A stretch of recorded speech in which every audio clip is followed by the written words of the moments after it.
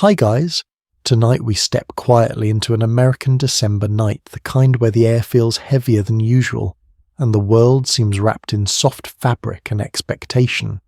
You are standing just inside a living room in 1974, your shoes sinking slightly into thick shag carpet that holds the warmth of the day. The lights are low, not for drama, but because that is how evenings are done. A string of multicoloured bulbs blinks gently on a Christmas tree near the window, their reflections bouncing off glass ornaments and faintly mirrored in the dark outside. Somewhere a heater clicks on and off, sounding like a distant knock that no one answers. Before we settle in any further, there is something gentle and practical to say. So before you get comfortable, take a moment to like the video and subscribe, but only if you genuinely enjoy what I do here. And if you feel like it, leave a comment telling me where you're listening from and what time it is where you are.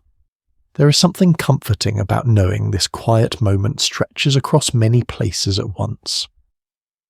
Now dim the lights and let your body sink a little deeper, because the story has already begun.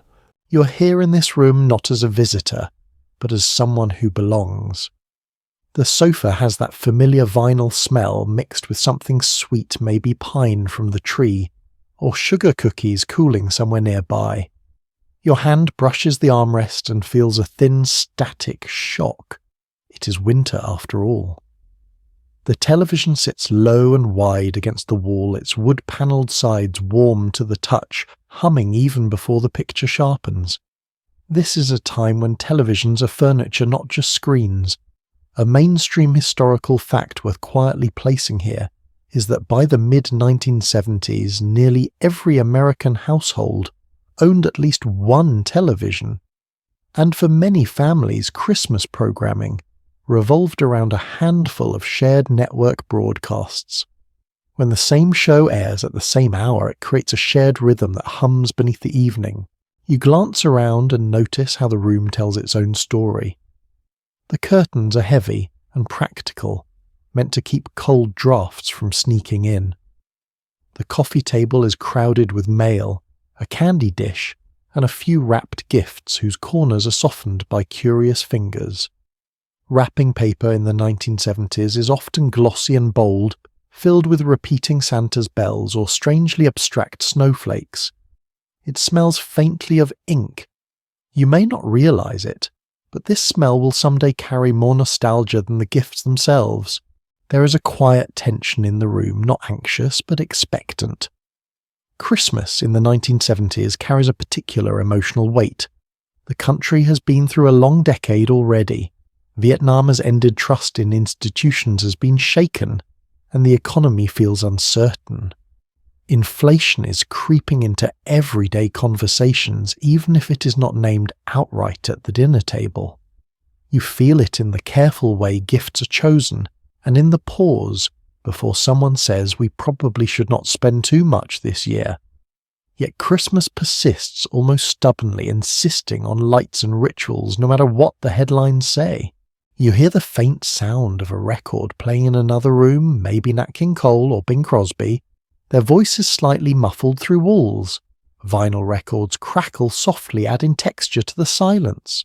A quirky tidbit from this time is that many families deliberately played Christmas records only in December, keeping them stored away the rest of the year, as if the music itself needed to hibernate. Pulling the record from its sleeve was a small ceremony, one that announced the season without words. You move closer to the tree and notice the ornaments. Some are store-bought shiny and identical, while others look older, thinner, more fragile. These are often survivors from earlier decades kept alive through careful handling and occasional glue. One ornament might be a simple glass ball with faded stripes, another a small angel with bent wings. Each one carries a memory, though no one is speaking them aloud. You sense that some of these ornaments have been part of quiet disagreements. Should we really hang that old thing again? And yet here it is catching the light. The room smells layered. Pine needles, even if the tree is artificial, have a way of entering the imagination.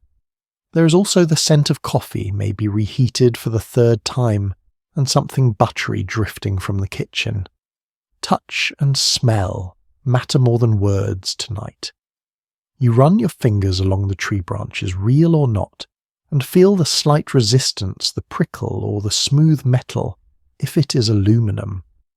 Aluminum Christmas trees were still present in the 1970s, a futuristic leftover from earlier decades, often paired with a rotating colour wheel that bathed the tree in changing hues. Some loved them, others quietly resented them. Historians still debate whether the decline of aluminum trees reflected changing aesthetics or a deeper longing for nature during an increasingly industrialised era. You sit down again and let the room settle around you. Outside, a car passes tyres hissing softly on cold pavement. Inside, someone adjusts the thermostat. Christmas is not loud yet. It is in this in-between space where anticipation lives. You feel how the holiday in this decade is less about spectacle and more about shared endurance. There is comfort in routine in knowing what comes next. You might not name it, but your body recognizes it. As you rest there, half listening to the television warming up, half drifting into memory, you realize that Christmas in 1970s America is not just an event. It is a texture. It is the way light reflects off tinsel. It is the faint buzz of electricity. It is the collective pause before something familiar unfolds once more. And as the room holds you gently and without demand, you sense that this is only the first step deeper into a long, quiet night. The living room will lead to other spaces, other sounds, other small truths. For now, you breathe and stay right here. You do not change rooms yet. Instead, the television slowly claims more of your attention the way it does without asking.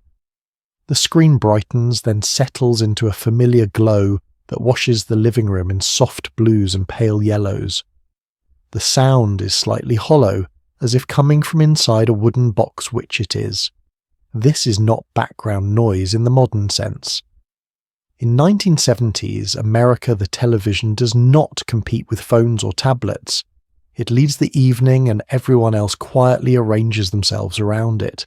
You sink back into the couch, feeling the vinyl cool against your skin. The TV guide has already been checked earlier in the day, its thin pages folded and refolded until the corners curl. You know what is coming on tonight. Maybe it is a Christmas special, maybe a familiar variety show dressed up with tinsel and guest stars. The important part is not what you watch, but that you are watching it at the same time as millions of other people. A mainstream historical fact settles here without fuss. In the mid-1970s, Christmas television programming was dominated by the three major networks, and holiday specials regularly drew audiences that would be unimaginable today. When something aired, it truly aired for the nation. The commercials arrived gently, not yet the rapid-fire interruptions of later decades. They are slower, almost comforting in their predictability. You see toys demonstrated with cheerful confidence, cars driving through snowy landscapes that may or may not exist outside of advertising, and food presented as both modern and loving. Convenience is a selling point now. Canned goods, frozen dinners, and boxed desserts promise to make Christmas easier, smoother, more manageable. You notice how often mothers appear in these ads smiling with practiced calm, while fathers hover nearby, slightly unsure but pleased. This is not accidental. It reflects how many families still organise their holiday labour, even as social roles are quietly shifting beneath the surface. The room fills with sound, laughter from a studio audience, applause, a familiar jingle. You let it wash over you rather than trying to follow every word. This is a good time to stare at the tree lights or trace patterns in the carpet with your eyes. The television hum blends with the heater and the faint rattle of windows. Together they form a kind of mechanical lullaby. There is something deeply soothing about the limitations of this moment. You cannot rewind. You cannot pause. If you miss a line, it is gone. That might sound stressful, but instead it creates permission to relax. You're not expected to capture or archive anything. Christmas television is ephemeral, existing fully only in the moment it is broadcast. A quirky tidbit worth tucking in here is that many families planned bathroom breaks around commercial segments, creating unspoken household choreography that everyone somehow understood without discussion. You notice how the light from the television flickers across ornaments and picture frames. Faces from old photographs briefly animate, then fall back into stillness. The past and present blur in these reflections. It makes you think about how memory works, especially around holidays. Certain shows become tied to certain years, even if you never consciously decide to remember them that way. Years later, a snippet of music or a particular laugh track can transport you instantly back to this couch, this room, this quiet December night.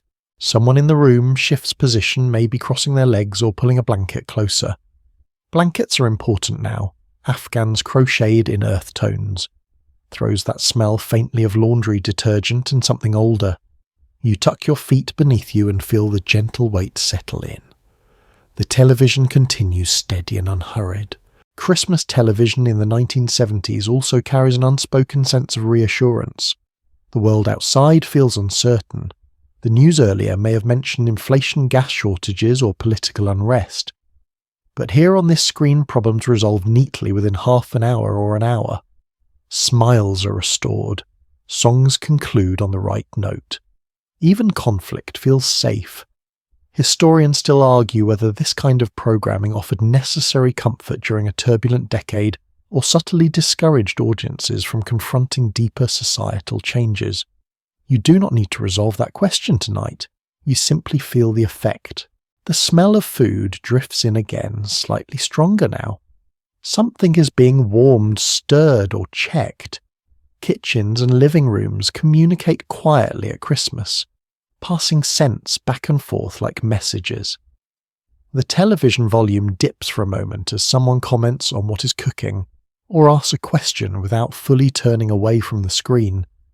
This is a kind of togetherness that does not require eye contact. You find yourself smiling at something mild on the television, maybe a joke that lands gently, or a familiar face appearing in a holiday outfit. Celebrity Christmas appearances feel intimate in this era, as if performers are visiting your home rather than broadcasting from a distant studio. There's a sense of shared ritual. Everyone is playing their part. You, the viewer, by watching. They, the performers, by showing up year after year. Outside, the ski deepens. Streetlights cast soft halos on the pavement. Inside, the living room grows warmer, not just from heat, but from accumulated presence. This is the heart of Christmas evening in 1970s America. Not the climax, not the gifts, but this sustained glowing pause where nothing urgent is required of you. As the program ends and credits roll, accompanied by gentle music, you feel a subtle shift. The television does not turn off immediately. It lingers, still glowing, as if reluctant to break the spell. You sense that the evening is moving forward inch by inch toward other rituals. But for now, you stay right where you are, letting the screen fade and the room breathe again. And without realizing it, you're ready to follow the night wherever it leads next. You eventually stand, not because the program has ended, but because the evening gently nudges you elsewhere. Your legs feel slightly stiff as you rise from the couch, the carpet whispering under your feet. Someone mentions the mall, maybe tomorrow, maybe earlier today, and just hearing the word brings back the sensation immediately. Department store Christmas in the 1970s is not a single memory. It is a layered experience that settles into your body the way music does. You imagine yourself there now, or perhaps you were there just hours ago. Automatic doors sigh open and release a wave of warm air mixed with perfume popcorn and something electrical. Fluorescent lights hum overhead, bright but softened by garlands draped along railings. Escalators carry people slowly upward, their rubber steps clicking in a steady rhythm. You stand close to strangers, coats brushing shopping bags, bumping your knees. No one apologizes. This is expected. A mainstream historical fact rests easily here. By the 1970s, the enclosed shopping mall had become a central feature of American suburban life, especially during the holidays. Christmas shopping was no longer scattered across small downtown stores, but concentrated into these climate-controlled worlds where weather and time felt less relevant. You could spend hours inside without noticing the sky. Department store displays glow with intention. Mannequins wear coordinated outfits in browns, oranges, and deep reds. Polyester shines under the lights. Everything feels soft to the touch, even the things that are not meant to be. You run your hand along a rack of sweaters and feel the static jump lightly to your fingers. Somewhere nearby, holiday music plays on a loop, cheerful but not too loud. It is meant to encourage movement, not reflection. You notice how shopping feels both communal and lonely. You are surrounded by people, yet each person seems sealed into their own small mission. Lists folded in pockets, budgets calculated silently. A pause in front of a display, then a decision. Yes or no. You sense the quiet weight behind those choices. Inflation in the 1970s is not an abstract concept here. It lives in the way someone sighs before picking up an item, in the careful comparison of price tags, in the decision to buy one good gift instead of several smaller ones. Children trail behind adults, tucking sleeves, pointing at toys stayed just out of reach. Their voices echo slightly in the wide corridors. Santa sits somewhere nearby, elevated on a platform surrounded by fake snow and velvet ropes. The line curves like a living thing. You smell the faint plastic scent of new toys mixed with the sweetness of candy canes handed out by a tired but smiling elf. Santa in the mall feels both magical and transactional, a symbol carefully managed by retail calendars. A quirky tidbit slips in quietly.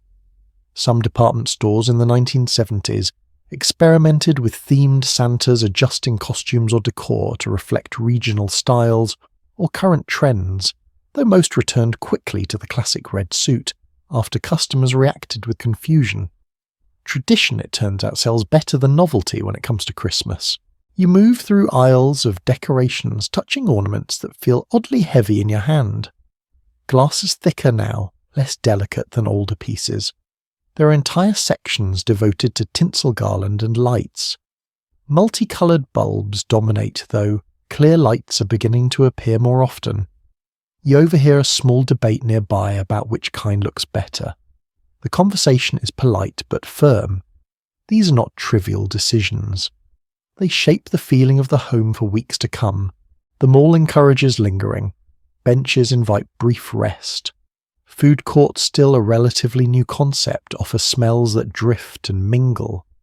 Pizza, hot dogs, soft pretzels. You sit with a paper tray balanced on your lap, watching shoppers pass by like a slow parade. You sip a soda and feel the carbonation sting your nose. It is easy to lose track of time here. There are no windows, only artificial daylight and the steady movement of people. Historians still argue whether the rise of mall-centered Christmas shopping strengthened family rituals by creating shared outings or diluted them by tying celebration too closely to consumption. Standing here, you feel both sides at once. There is warmth in the shared effort. There is also fatigue. Eventually, you gather your bags, their plastic handles biting gently into your palms. You feel accomplished and slightly drained. The parking lot outside greets you with cold air and the sound of engines starting. The transition is abrupt. Breath turns visible again. The mall recedes behind glass doors glowing like a distant ship. Back in the living room now, you set the bags down carefully. Tissue paper rustles softly as you peek inside, checking purchases one more time. The room seems quieter after the mall, calmer, as if it has been waiting for you. The tree lights blink patiently. The television hums again, lower this time. You feel the contrast settle into you. The crowded brightness of the mall and the intimate glow of home exist in balance. Christmas in the 1970s lives in that tension. Public spectacle and private ritual, desire and restraint, movement and stillness. As you sit back down, the smell of the living room feels deeper, more familiar than before. The mall fades quickly, but the feeling of having prepared, of having participated in something larger remains. You're a little tired now in a good way. The evening continues, carrying you gently forward. You find yourself seated again this time with a thick catalogue resting across your knees. The paper is heavier than a magazine mat and slightly rough at the edges. As you open it, the spine resists for a moment, then relaxes with a soft crackle. This is not hurried reading. This is browsing the slow turning of pages while the evening hums around you. The television murmurs in the background, but your attention drifts into printed colour. Catalogues hold a particular kind of promise in the 1970s.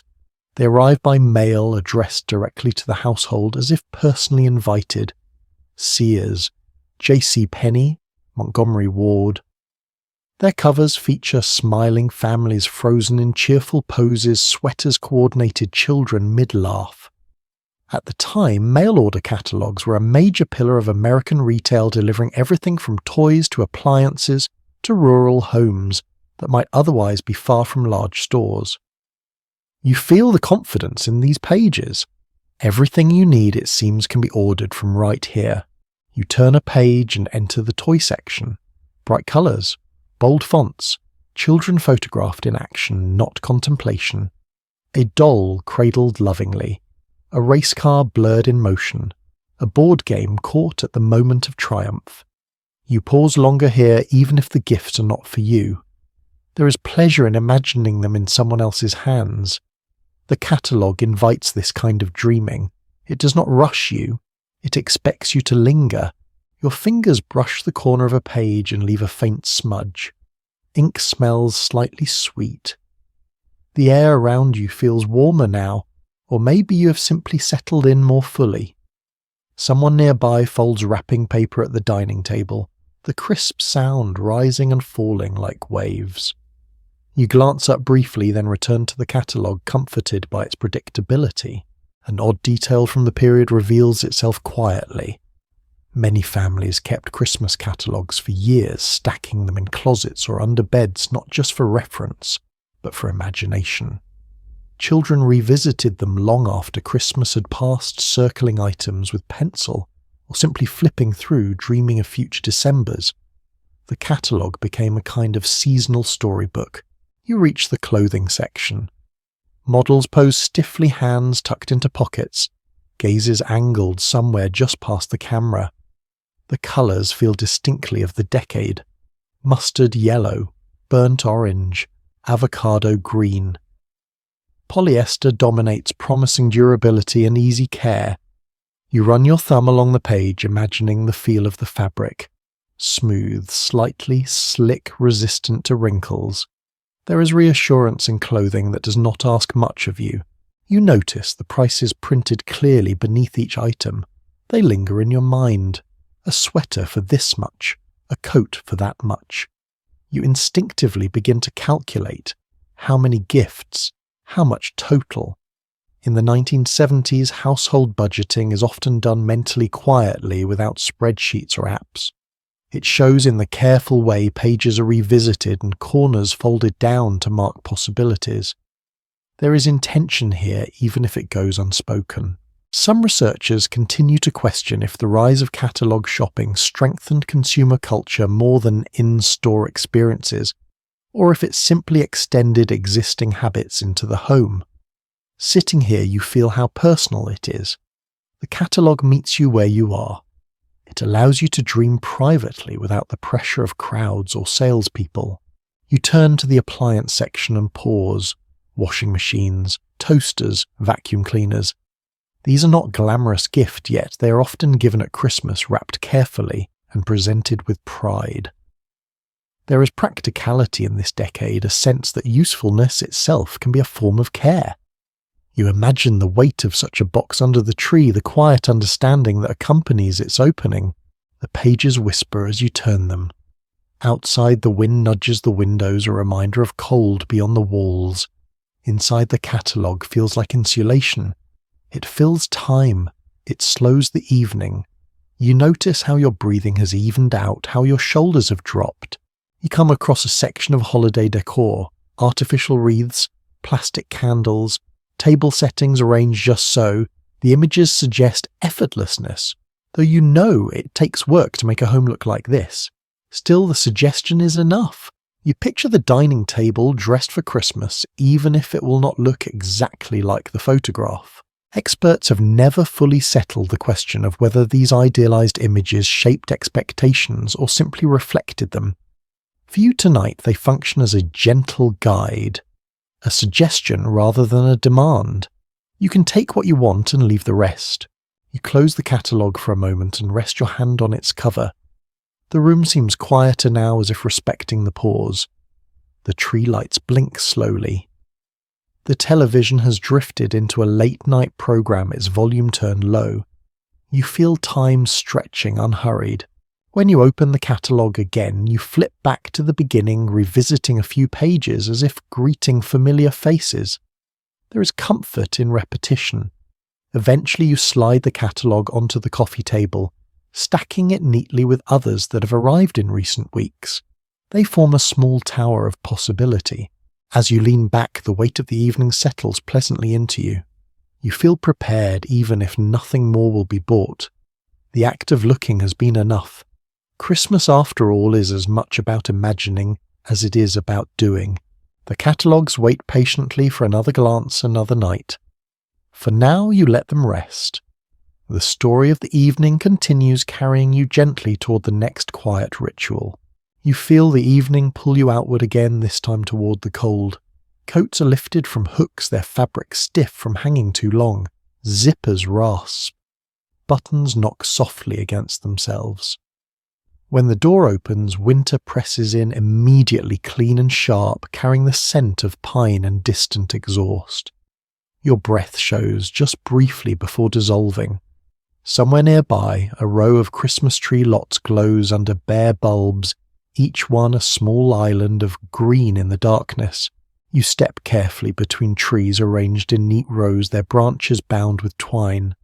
The ground is uneven, sometimes muddy, sometimes frozen solid. Needles crunch underfoot. Hands brush against bark, leaving behind faint traces of sap that cling to your skin. A man in a heavy jacket moves among the trees, calling out greetings that hang in the air a moment before fading. Choosing a Christmas tree in the 1970s still feels like a decision rooted in the body. You lift branches. You step back to look. You tilt your head, imagining how it will fill the corner of the living room. During this decade, many households continued the practice of buying real trees from local lots or farms, even as artificial options became more affordable and widespread. Real trees are messy, imperfect, and alive, at least briefly. They drop needles. They lean slightly no matter how carefully you cut the base. But they also bring a scent that no spray can fully imitate. You inhale deeply, letting it settle into your chest. Nearby, an aluminum Christmas tree catches the light from a rotating colour wheel. Its branches are thin, symmetrical, and cool to the touch. It reflects colour rather than absorbing it. Reds and blues slide across its surface, shifting the mood of the space with each slow turn. These trees, once symbols of modernity and efficiency, still appear in some homes during the 1970s, though opinions about them vary. Some find them elegant. Others quietly mock them as cold or artificial. A lesser-known observation from the era is that aluminum trees were often kept longer than real ones, reused year after year, becoming familiar fixtures rather than seasonal guests. They required no watering, no sweeping, no resignation when January arrived. You consider this practicality as you stand between options, breath-fogging hands growing numb. You choose. Or perhaps the choice chooses you. A tree slightly taller than planned, fuller on one side than the other. It feels right. The trunk thumps dully as it is lowered into the trunk of the car and tied down with practiced knots. Twine bites into your gloves. The smell follows you, clinging to your coat as you drive home with the windows cracked just enough to let the cold balance the resinous air. Back inside, the living room welcomes the tree with a quiet readiness. Furniture shifts slightly to make space. The stand waits patiently, metal cold against the floor. Lowering the tree into place requires coordination. Murmured instructions, a pause, then another small adjustment. When it finally stands upright, there is a collective exhale. It leans just enough to be human. Some families choose differently. They lift a box from the closet instead, unfolding branches that click softly into position. Artificial trees in the 1970s range from thick green plastic to more minimal designs, each one promising ease. There is no single right choice. There is only what fits the rhythm of the household. Scholars continue to debate if the gradual shift toward artificial trees reflected environmental concern, convenience, or changing aesthetics tied to suburban life. Standing here, you sense all of it intertwined. Convenience matters. So does smell. So does memory. Lights come next. They are tested first, plugged in, and held up briefly, a small moment of suspense as bulbs flicker to life, or stubbornly remain dark. When they work, relief ripples through the room. When they do not, there is quiet troubleshooting. A bulb twisted, a wire checked. Eventually, light returns warm and uneven. As the lights are draped, the tree transforms slowly. It is not yet decorated, but it is alive with colour. Multicoloured bulbs dominate, casting soft halos that overlap and blend. Clear lights are beginning to appear more often now, signalling a subtle shift in taste, but tonight the colours feel right. Red, green, blue, yellow, familiar and forgiving. You step back and let your eyes soften. The room feels different already. Shadows change shape. Corners glow. The tree anchors the space, pulling attention inward. Outside, the cold presses against the windows, but inside, warmth gathers. You wash your hands, sap-resisting soap for a moment before yielding. The smell lingers faintly anyway. It always does. You like that. It will remain long after the needles begin to fall, a quiet trace of this evening. The tree stands ready, waiting for the next ritual. Ornaments will come later. Stories will attach themselves to branches and hooks. For now, it is enough that the tree is here, breathing softly into the room. You settle back into the couch, the glow steady now, and feel the night deepen around you. Christmas continues its slow unfolding, one deliberate step at a time. You do not decorate all at once. That would feel rushed. Instead, the box of ornaments appears slowly lifted from a closet shelf, where it has waited a full year. The cardboard is softened at the corners, taped and retaped, until the surface feels almost padded. When you open it, the faint smell of dust and tissue paper rises gently, not unpleasant, just familiar. Inside, layers reveal themselves one by one. Your fingers move carefully now. Ornaments in the 1970s are often thinner than you remember them being later in life, glass blown light enough to feel almost unreal. You lift one and hold it to the light, watching reflections bend across its surface. This one is red, slightly faded, with a silver stripe that spirals imperfectly. It hums quietly when it touches another ornament, a fragile sound that makes everyone pause. By this point in American households, ornament collections are rarely uniform. A few came from department stores in recent years, shiny and identical. Others traced back further, carried through moves and decades. It was common for families to add one or two new ornaments each Christmas, gradually building a layered visual history without planning to do so. You sense that accumulation here, even if no one names it. You hang the first ornament, deliberately stepping back to check its balance. The branch dips slightly, then holds. This small act feels ceremonial. The tree begins to accept memory. Some ornaments tell stories without speaking, a small bell that rings too loudly if nudged. A paper star made by a child years ago edges uneven, glue yellowed. A souvenir ornament from a trip that now feels distant. Each one carries a fragment of a different December. When you place them, you feel time stack gently rather than collapse. There is an odd detail many people overlook. In the 1970s, ornament hooks were not always metal. Some families used bent paper clips, bits of string, or twist ties saved from bread bags. Practicality ruled quietly. You notice one ornament hanging from green plastic, disguised among needles. No one comments on it. It works. Voices move through the room softly. Someone suggests spacing things out. Someone else prefers clusters. The disagreement never sharpens.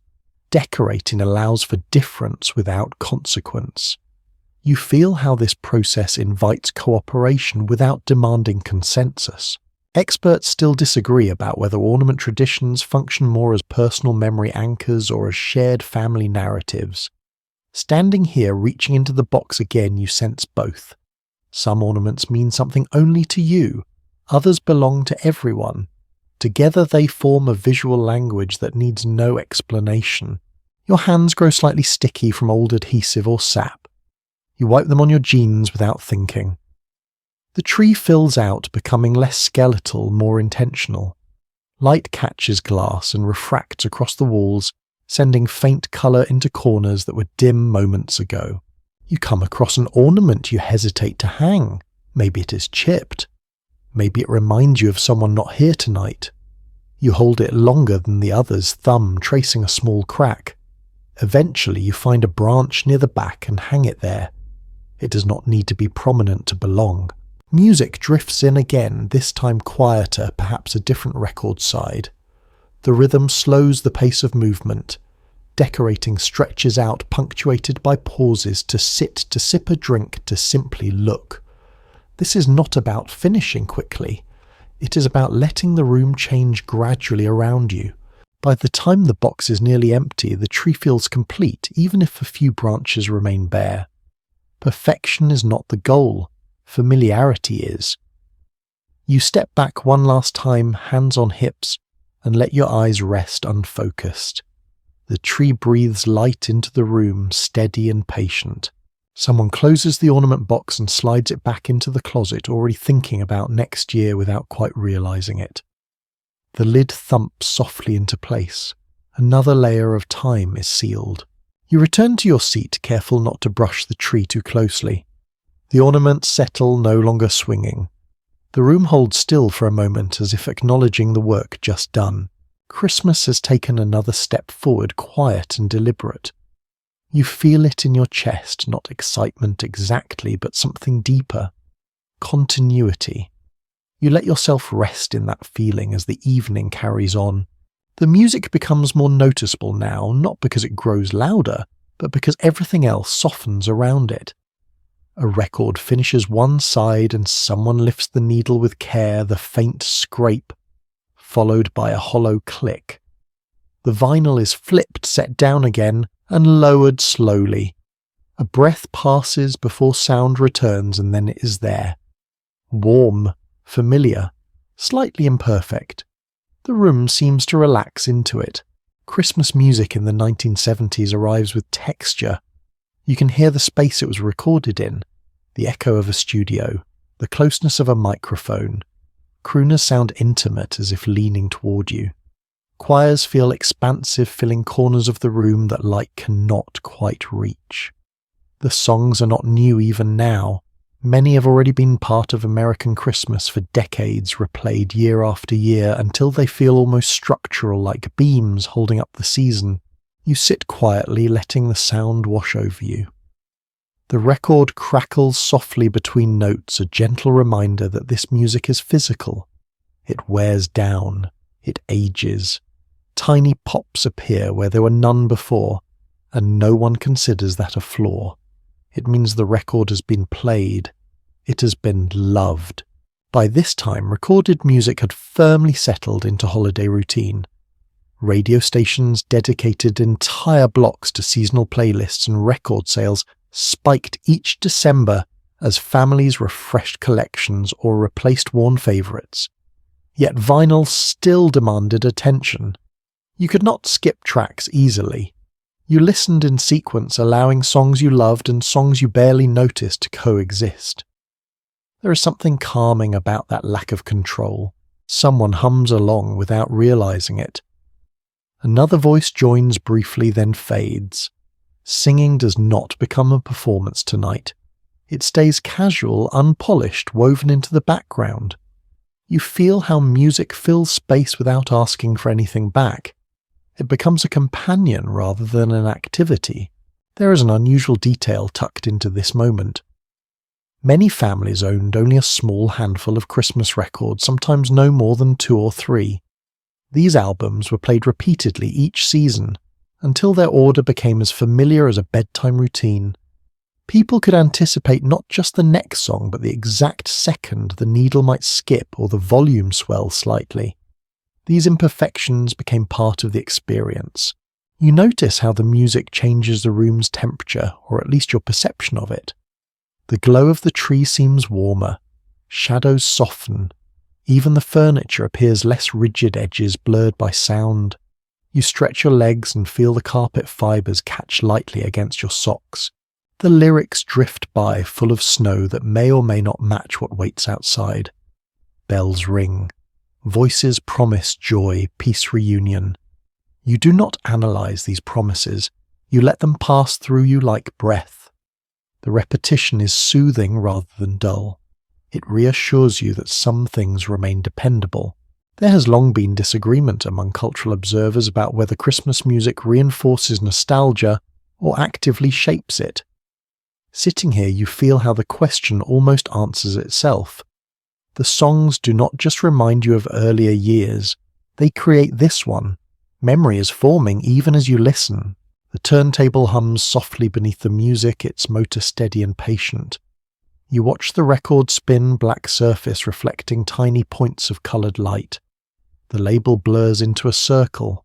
Time feels circular too, looping gently rather than moving forward in a straight line. You realise you're breathing more slowly now. The evening has crossed some invisible threshold. The rush of preparation has eased. There is still more to come, but it no longer presses. Music creates this pocket of calm where anticipation becomes sustainable rather than sharp. Someone lowers the volume just a touch. The adjustment is instinctive, not discussed. Christmas music should never overwhelm. It should sit just beneath conversation, beneath thought offering support without intrusion. You appreciate this unspoken understanding. You lean your head back and close your eyes for a moment. The sound remains painting images behind your eyelids. Snow falling in places you've never been. Fireplaces that exist only in song. Familiar streets transformed by melody. You do not need these scenes to be real. They work anyway. The record reaches the end of its side. The final note fades, followed by the gentle thump of the needle lifting automatically. Silence returns thicker than before, shaped by what just passed. No one rushes to flip the record again. The pause feels intentional, a space left open. You open your eyes and take in the room once more. The tree stands steady. Ornaments rest quietly. The living room feels settled, as if it has reached a comfortable arrangement and plans to stay there for a while. Music has done its work. It has slowed the night-stitched moments together and given your thoughts something soft to lean against. As the silence stretches, you sense the next rhythm approaching, unhurried and familiar. For now you remain still, letting the last echoes fade completely. Christmas continues carried forward on the quiet confidence that sound will return when it is needed again. The kitchen draws you in without asking. It does not announce itself. It simply grows warmer as you move closer, air thick with layered smells that cling gently to your clothes. You pause in the doorway for a moment, letting it all register. Something sweet. Something savoury.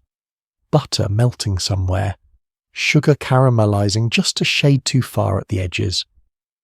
The oven hums steadily, a low, reassuring sound that feels older than the house itself. You step inside and the light changes. It is brighter here, more practical. Countertops are crowded but not chaotic. Mixing bowls stacked inside one another, measuring cups left where they were last used. A handwritten recipe card rests near the stove, its edges soft from years of handling. The handwriting leans slightly to the right, confident and familiar. You do not need to read it to know what it says. In many American homes during the 1970s, Christmas cooking was a blend of inherited tradition and modern convenience. Casseroles shared space with slow-simmered dishes. Boxed mixes waited patiently beside handwritten notes. You feel that balance here. The old and the new coexist without argument. No one insists on purity. What matters is that food appears warm and shared. You run a finger lightly across the countertop and feel a dusting of flour. It clings to your skin. Someone laughs softly nearby, reacting to nothing in particular. The radio plays faintly different from the living room music tuned to a local station that slips between carols and advertisements. A voice announces the temperature, then a traffic update grounding the evening firmly in the present. The stove radiates heat that seeps into your bones. You lean against the counter and watch hands move, stirring, checking, tasting. These motions are efficient but unhurried. Christmas cooking is not rushed the way weeknight dinners often are. There is room for adjustment, a pinch more salt, a longer simmer. Someone tastes a spoonful, nods once and sets it down. An interesting detail from this era quietly asserts itself. Convenience foods were not viewed as shortcuts so much as helpers. Frozen vegetables, canned soup bases, and prepackaged desserts were marketed as tools that allowed families to focus on togetherness rather than labour. You sense that philosophy here. No guilt, just practicality wrapped in intention. The smell of cookies grows stronger. A tray slides out of the oven, steam rising in soft waves. The cookies are not perfectly uniform. Some are slightly darker at the edges. One has spread more than the others. They look exactly right. You feel the urge to reach for one, but wait, respecting the unspoken rule that they must cool first, even if everyone knows a few will disappear early. You notice how the kitchen carries sound differently. Clinks are sharper here. Footsteps echo faintly. The refrigerator door opens and closes with a solid, satisfied thump. Magnets hold holiday cards in place, their fronts facing outward like a small gallery. Snowy scenes, printed greetings, handwritten notes squeezed into the margins. Each card represents another household, another version of this same evening unfolding elsewhere. Some observers have pointed out that the 1970s marked a turning point in how Americans thought about home cooking, with rising employment outside the home reshaping daily routines. Standing here, you feel that shift, not as loss but as adaptation. The kitchen has not lost its role, it has simply changed its tempo. You move closer to the oven and feel your face warm. The glass door reveals something bubbling, slowly edges darkening. You're told not to touch. You smile and pull your hands back, tucking them into your sleeves. Patience is part of the ritual. There is a faint undercurrent of planning in the air. What will be served when? What needs reheating tomorrow? Which dish travels best? Christmas meals stretch across hours and days, not confined to a single sitting. You hear someone mention leftovers with anticipation rather than resignation. Certain foods taste better the next day when the house is quieter. The sink fills with warm water soap bubbles forming and popping softly. Dishes are washed as they go, not saved for later. The rhythm is steady and calming. Rinse, stack, dry. A towel slung over a shoulder absorbs stray drops. This is work, but it does not feel heavy. It feels anchored. You catch a whiff of something unexpected. Citrus. Maybe orange peel. Maybe a hint of clove. It cuts through the richness, brightening the air. Smell has a way of rearranging memory. This scent will return years from now without warning, pulling you back to this exact spot. There has been quiet discussion among food historians about whether holiday meals matter more for their flavours or for the labour and coordination behind them. In this kitchen, the answer seems obvious. It is both. The effort gives weight to the taste. The taste justifies the effort. You lean back against the doorway and look at the room as a whole. It feels full but not crowded, alive but not frantic. The kitchen is doing what it does best tonight, supporting everything else, feeding not just bodies but the atmosphere itself. A timer rings, not sharply but insistently. Someone moves to silence it, lifting a lid, checking a surface. A nod follows. It is ready, or close enough. You step away carrying a plate, careful not to bump anyone. The living room calls again, cooler and dimmer by comparison. As you leave, the warmth clings to you, a portable comfort you carry back with you. The smells follow, weaving into the glow of the tree and the softness of the furniture. Food has begun its quiet work, grounding the evening in the senses. Christmas continues to deepen, supported now by heat scent and the promise of nourishment just ahead. You settle back into your place, feeling content, knowing the kitchen will remain awake a little longer, tending gently to the night. The house grows quieter as you move away from the kitchen, but not silent. There is a different kind of sound, now softer and more deliberate. Coats are straightened, shoes are checked. Someone glances at a clock and nods. The evening has reached a familiar crossroads, one marked less by urgency than by habit. Church, or at least the idea of it, drifts gently into the room. You find yourself outside again, the cold greeting you with a steadiness that feels bracing rather than harsh. The sky's clear and dark, stars faint but present. Streetlights line the road in even intervals, their glow reflected on windshields and wet pavement. Cars move slowly, almost respectfully, as if aware that tonight carries more meaning than most. You slide into a seat, the vinyl cool at first, then warming beneath you as the engine hums to life. For many families in 1970s America, Christmas involves some connection to church, even if attendance was sporadic the rest of the year. Candlelight services, midnight masses and children's pageants drew people in who might otherwise stay home. Faith tradition and social expectation overlapped in ways that were rarely examined aloud. You feel that blend now. Going is not a statement, it is simply what happens. Inside the church, the air is different. Cooler than the house, but not unpleasant. Wood pews creak softly as people settle in. Coats are folded, scarves tucked away. The smell here is distinct. Wax. Old books. A hint of pine from greenery draped along railings. You slide into a pew and feel its smooth surface beneath your hands, worn down by generations of similar evenings. Voices murmur quietly, then fade. There is an understanding that this space asks for softness. Children fidget, feet swinging just above the floor. Someone whispers a reminder to sit still. Another adult smiles indulgently, knowing this effort will not last long. The room fills gradually, coats brushing, programs rustling.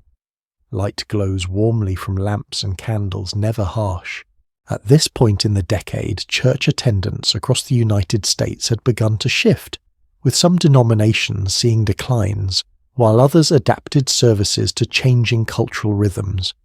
Christmas, however, remained a reliable gathering point. You sense that reliability here. People arrive not necessarily seeking answers but continuity. Music begins different from what you heard at home. Less polished, more communal. Voices rise together, imperfect but sincere. You join in softly, or simply listen, letting the sound surround you.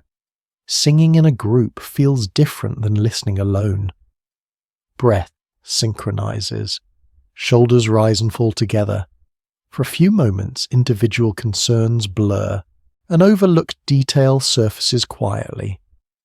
Many churches in the 1970s experimented with modernizing Christmas services, introducing contemporary music or informal readings alongside traditional hymns. Some welcomed the change, others resisted. Tonight you notice traces of both. Old words spoken in new cadences. Familiar melodies accompanied by slightly updated arrangements. The service moves forward gently. Readings are shared. Candles are lit one by one, flame passing carefully from wick to wick. The light spreads slowly, deliberate and patient. You watch shadows shift across walls and faces. This is not dramatic. It is intimate.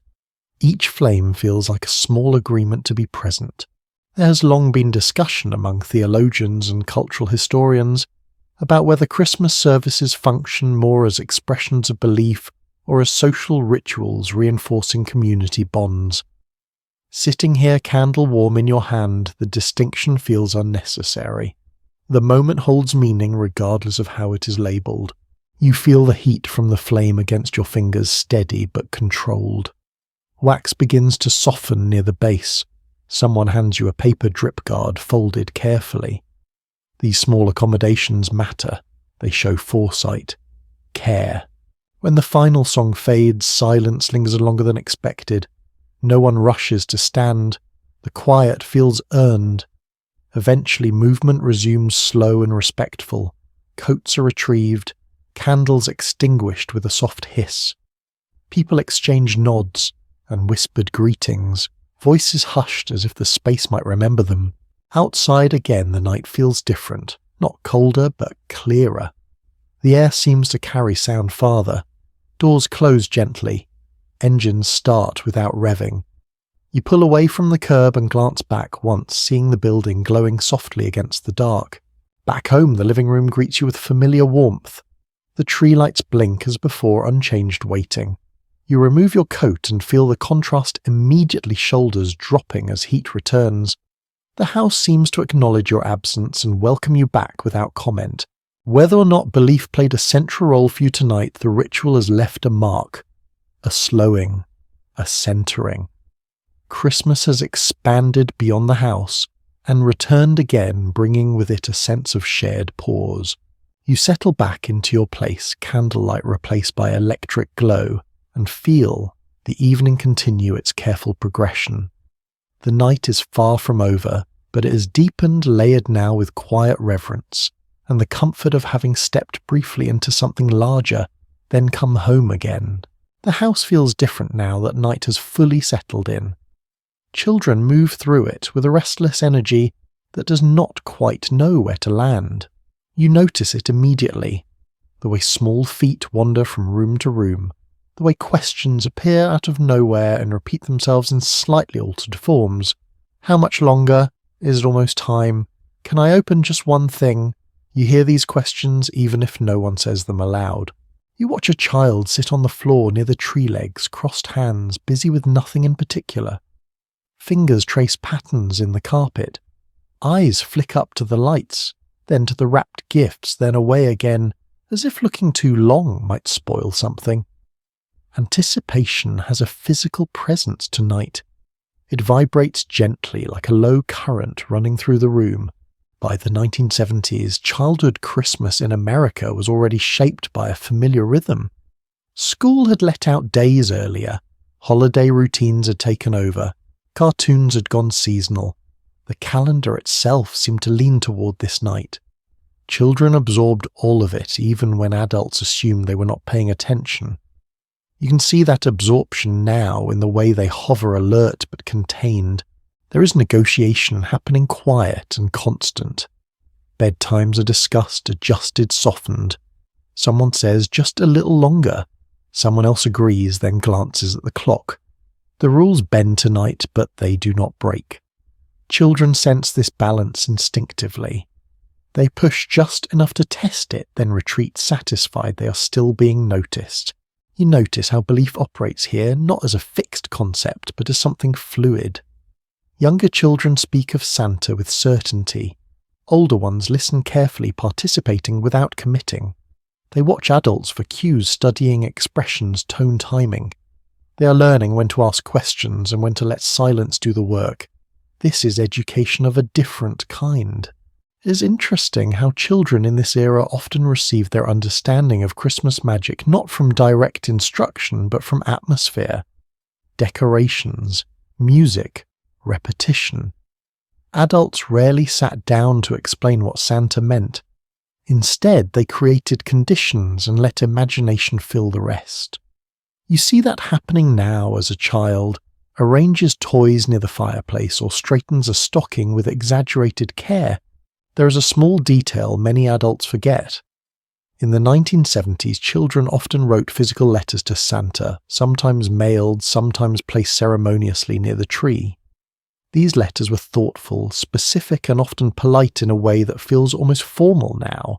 You remember the careful handwriting, the way words were chosen to sound deserving. Please, thank you, I have been good. You watch as a child grows suddenly quiet, staring at the tree with an intensity that suggests something important is being processed. Maybe it is excitement, maybe it is doubt, maybe it is both at once. Not everyone remembers this stage the same way. Some recall magic, Others recall suspicion. Often the truth is a mixture that shifts from year to year.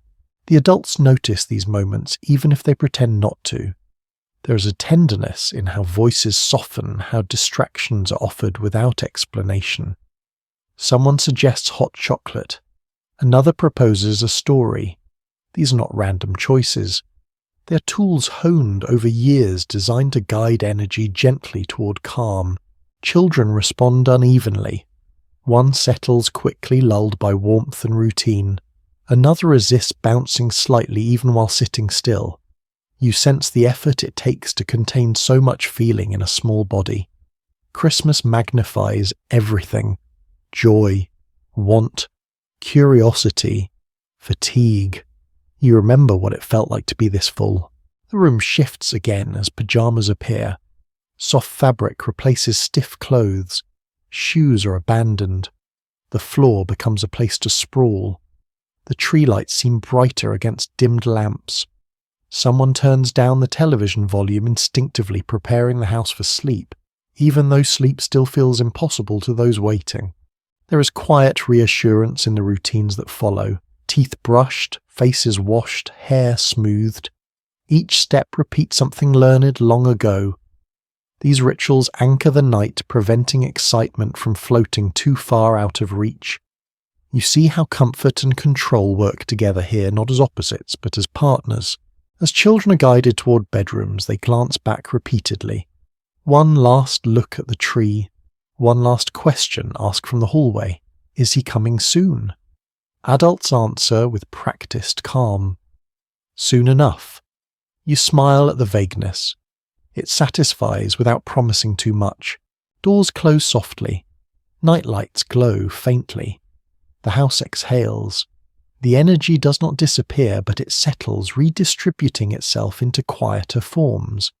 You feel it move through the walls, through the floors, through memory itself. You remain in the living room, aware that something important has just happened. Not gifts, not surprises, but the careful tending of expectation. This is how belief survives, not through insistence, but through patience. Christmas continues its slow approach, carried now by sleeping children and adults who know the weight of what they are preserving. You sit with that knowledge for a moment, letting it warm you in a way that feels deeper than the lights ever could. The night stretches ahead, gentle and deliberate, ready to offer its next small truth when you are ready to receive it. With the children tucked away, the house adopts a different posture. It straightens slightly, as if relieved of its need to perform. You notice how the silence now carries weight, not emptiness. Chairs are adjusted. A lamp is turned off, another left on deliberately. Adults speak more softly, not because they must, but because the night seems to request it. Santa exists differently in this part of the evening. No longer a figure of wonder to be protected at all costs, he becomes something closer to an understanding shared among adults. A role, a responsibility. You feel it in the careful way wrapping paper is smoothed and gifts are nudged into alignment beneath the tree. Everything must look untouched, effortless, as if no one has been awake preparing. In the 1970s, Santa carried a particular authority that reflected broader parenting values of the time. He was not just generous, he was observant, he knew things. Behavior charts, implied or explicit, often leaned on his watchful presence. You sense that here, in the way adults exchange knowing looks, silently confirming that they are part of the same quiet agreement, you kneel near the tree and adjust a package that has shifted. The paper makes a soft crinkling sound that seems too loud in the stillness. You pause, listening. Nothing stirs. Relief passes through you gently. You're careful now, deliberate in every movement, like someone walking across thin ice, even though you know the ice will hold. There is a curious habit many families shared during this era. Gifts from Santa were often wrapped differently, sometimes in plainer paper, sometimes not wrapped at all. The distinction mattered. It signalled origin. You glance at the presents and immediately know which ones belong where, even if you could not explain how. The visual language has been learned over years. You step back and study the scene.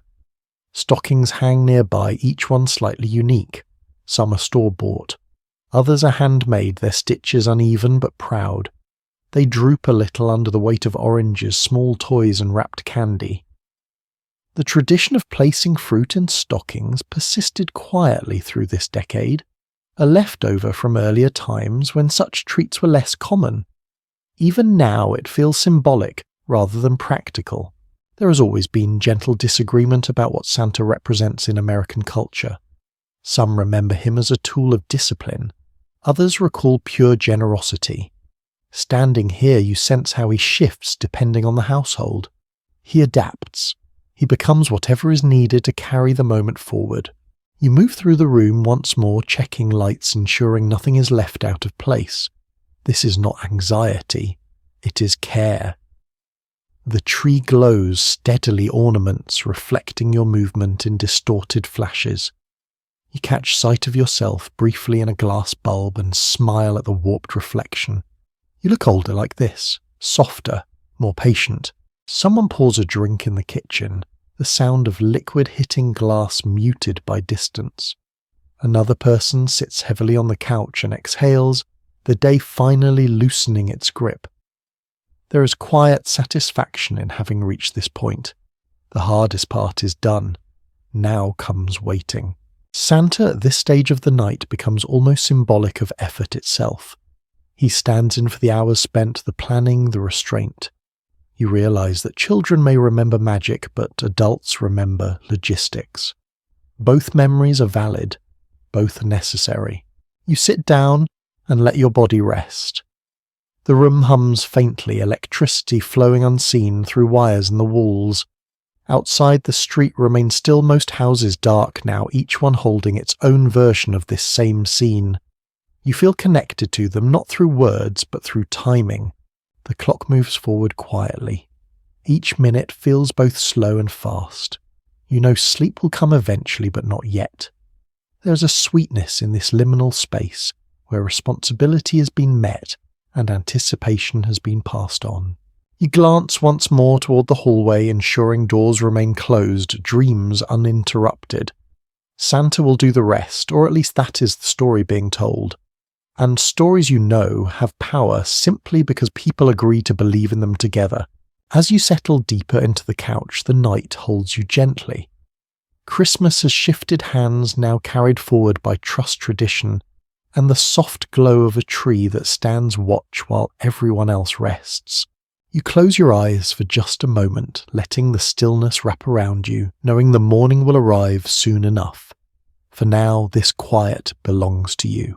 The quiet you sit in carries an undercurrent that is easy to miss if you're not listening for it. It hums beneath the glow of the tree and the steady ticking of the clock. Money is not being discussed out loud tonight, but it is present all the same, woven into choices already made. You feel it in the careful spacing of gifts, in the fact that there are just enough, not too many. In the mid-1970s, everyday life in America felt financially uncertain in ways people were still learning how to describe. Prices seemed to rise without warning. Gas lines had reshaped daily routines only a short time ago. Conversations about cost of living drifted through kitchens and offices, often ending with a shrug. You sense that history here, not as fear, but as caution. Christmas adapts quietly to the mood of the decade. You lean forward and adjust a gift tag, making sure the name is legible. Handwritten tags matter more than store labels. They personalize what might otherwise feel transactional. You notice that several gifts are practical. Clothing, books, household items. There's care in this kind of giving, even if it lacks flash. Utility does not mean lack of affection. Often it means the opposite. You remember how adults talked about value during this time, not as something flashy, but as something that lasted. Buy once, make it count. You feel that philosophy in the weight of a box that contains something meant to be used again and again. These gifts are quiet promises. I thought about you beyond today. A small detail surfaces in your memory. Many families in this era delayed purchases until sales appeared close to Christmas, watching newspaper ads carefully and circling prices with pen or pencil. Bargain hunting was not framed as sacrifice. it was framed as competence. Knowing when and where to buy carried a kind of pride. You sit back and let your eyes travel around the room. Decorations are reused from previous years not because they must be, but because they belong. Familiarity outweighs novelty. Even wrapping paper might be saved carefully and folded if it remains intact. Waste feels unnecessary tonight. The goal is warmth, not abundance. People still disagree when they look back on this period. Some remember Christmas feeling smaller. Others remember it feeling more intentional. Memory reshapes itself depending on what is missed and what is cherished.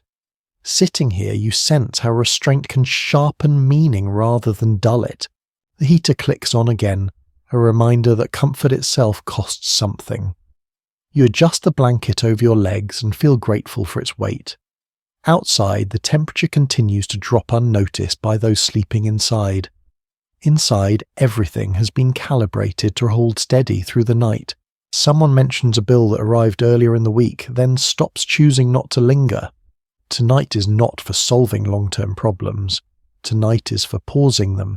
You appreciate that restraint. Christmas in the 1970s often carried this quiet understanding. Celebration did not erase reality. It softened it temporarily.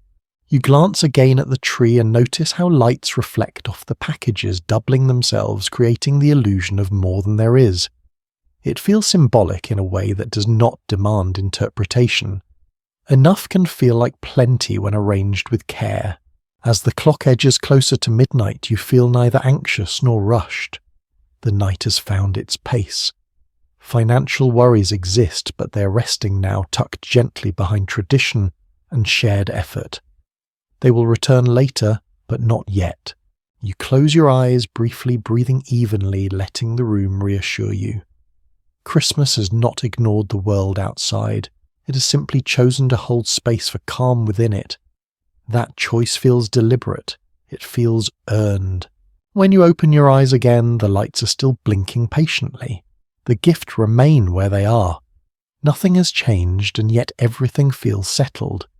You sink back into the couch, content in the knowledge that this quiet balance is part of what people remember most, even if they never quite name it. The night continues steady and forgiving, ready to carry you toward morning without asking for anything more. Morning light has not arrived yet, but photographs are already being imagined.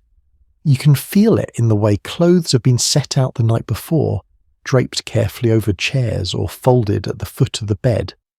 Christmas morning will be documented even if no one says so directly.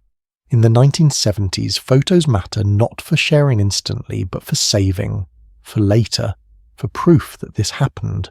You stand in front of a mirror, smoothing fabric with your hands.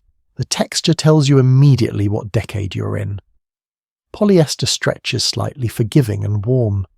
The collar is wide, almost dramatic, even on casual shirts. Patterns repeat boldly, plaids, geometric shapes, colours that feel earthy but confident. You adjust the sleeves and notice how the fabric holds its shape, resisting wrinkles in a way that feels reassuring. Hair takes time now. You smell aerosol before you see it, that sharp, sweet chemical scent that settles into the room and lingers. Someone lifts a brush and teases hair upward, layer by layer, building volume patiently. Another person smooths their hair straight, parting it with care. Mirrors fog slightly from breath and warm air. You watch faces concentrate, not out of vanity but out of intention. Christmas deserves effort. By this point in American life, personal style had become something people experimented with more openly. Holiday photos captured not just faces but identity. You feel that awareness as you tilt your head, checking angles, adjusting posture. The camera will freeze whatever you present to it. Years from now, someone will study these choices without context. There is an unspoken understanding about colour coordination, not matching exactly but harmonising. Someone suggests a sweater instead of a shirt. Someone else swaps shoes. These decisions are small, but they ripple outward. The photo will be framed, displayed. Taken out once a year, you want it to feel right. You hear the camera case open in the other room. The sound is distinct, latches clicking, the soft shuffle of equipment being laid out. Film cameras demand preparation. You cannot take endless photos. Each frame counts. You feel that weight now, the quiet pressure to get it right the first time. A curious thing about holiday photos from this era is how seriously they were taken. Smiles are practiced but sincere. People sit straighter. Children are guided gently into place, reminded to look at the lens, not the floor. You see how posture becomes a form of participation. Even reluctance is shaped into stillness. You step into the living room and notice how different it looks in morning readiness. Lights are still on, but the room feels alert now, no longer settling, but preparing. The tree stands as backdrop ornaments arranged just so. Wrapping paper waits off to the side, ready for later chaos. For now, everything is composed. The camera is raised. There is a pause. Not a long one, but enough to gather everyone into the same moment. Someone says, "Hold still." Someone else laughs and then stops. You fix your gaze forward, eyes adjusting to the light. The flash comes suddenly bright and brief, leaving a ghost image behind your eyelids. You blink and relax. One photo taken, maybe another just in case. The film advances with a soft mechanical sound, decisive and final. You know there will not be many more chances. This heightens the significance of each one. You think about how these photos will age. Colours will shift. Whites will yellow slightly. Faces will change in ways you cannot predict. At the moment of capture, though none of that exists, there's only the effort to be present and recognisable to your future self. Someone suggests another photo, this time seated. Chairs are pulled closer, arms drape awkwardly over shoulders, then adjust. You feel warmth from the person beside you, a physical reminder of shared space. The camera lifts again, another flash, another moment sealed. It occurs to you that these photographs will eventually outlive some of the people in them. The thought is gentle, not heavy. It gives the moment gravity without sadness. You straighten unconsciously, as if honouring that future viewer who will look back and search for clues. Children grow restless quickly. Holding still is harder now. Their energy vibrates just beneath the surface, ready to burst into movement the moment permission is given. Adults sense this and speed things along. One more photo, then done. The camera is put away carefully, film protected. There is relief in that gesture. The performance is over. Real life can resume. Shoulders drop. Smiles become natural again. Someone rubs their eyes and yawns. You glance at the tree once more, seeing it now through the lens of permanence. This is how it will be remembered, even if the memory itself changes. Photos do that. They stabilize certain details while letting others drift away. As people disperse to get coffee or check on children, you remain still for a moment, absorbing the quiet after the flash. The room feels slightly dimmer now, as if the burst of light took something with it, but what remains is enough. You smooth your clothes once more and move toward the kitchen, the sound of footsteps soft against the floor. Christmas morning is approaching quickly now. The photos have done their job. They have anchored the moment, allowing everything else to unfold freely. Behind you, the tree continues to glow, indifferent to cameras and memory alike. You smile at that thought and carry it with you as the house shifts fully into morning mode, ready for the next chapter of the day. Later in the day, or sometimes days, before your thoughts drift to a different kind of gathering, one that carries its own peculiar energy. The office Christmas party lingers in memory like a tune you cannot quite shake. It is not part of the home yet. It seeps into the season all the same. You picture it now as you sit quietly, the contrast almost soothing. You arrive after work, coat still on the building, looking unfamiliar without its daytime rhythm. Fluorescent lights glow a little too brightly. Desks are pushed aside to make space. A folding table appears near the wall, draped in a paper tablecloth patterned with holly. The room smells faintly of coffee, copier toner, and something fried brought in from outside. It is festive, but cautiously so. In the 1970s, office culture carried clearer lines than it would later, and Christmas parties often tested them gently. Hierarchies softened for a few hours, though they never disappeared entirely. You feel that tension immediately.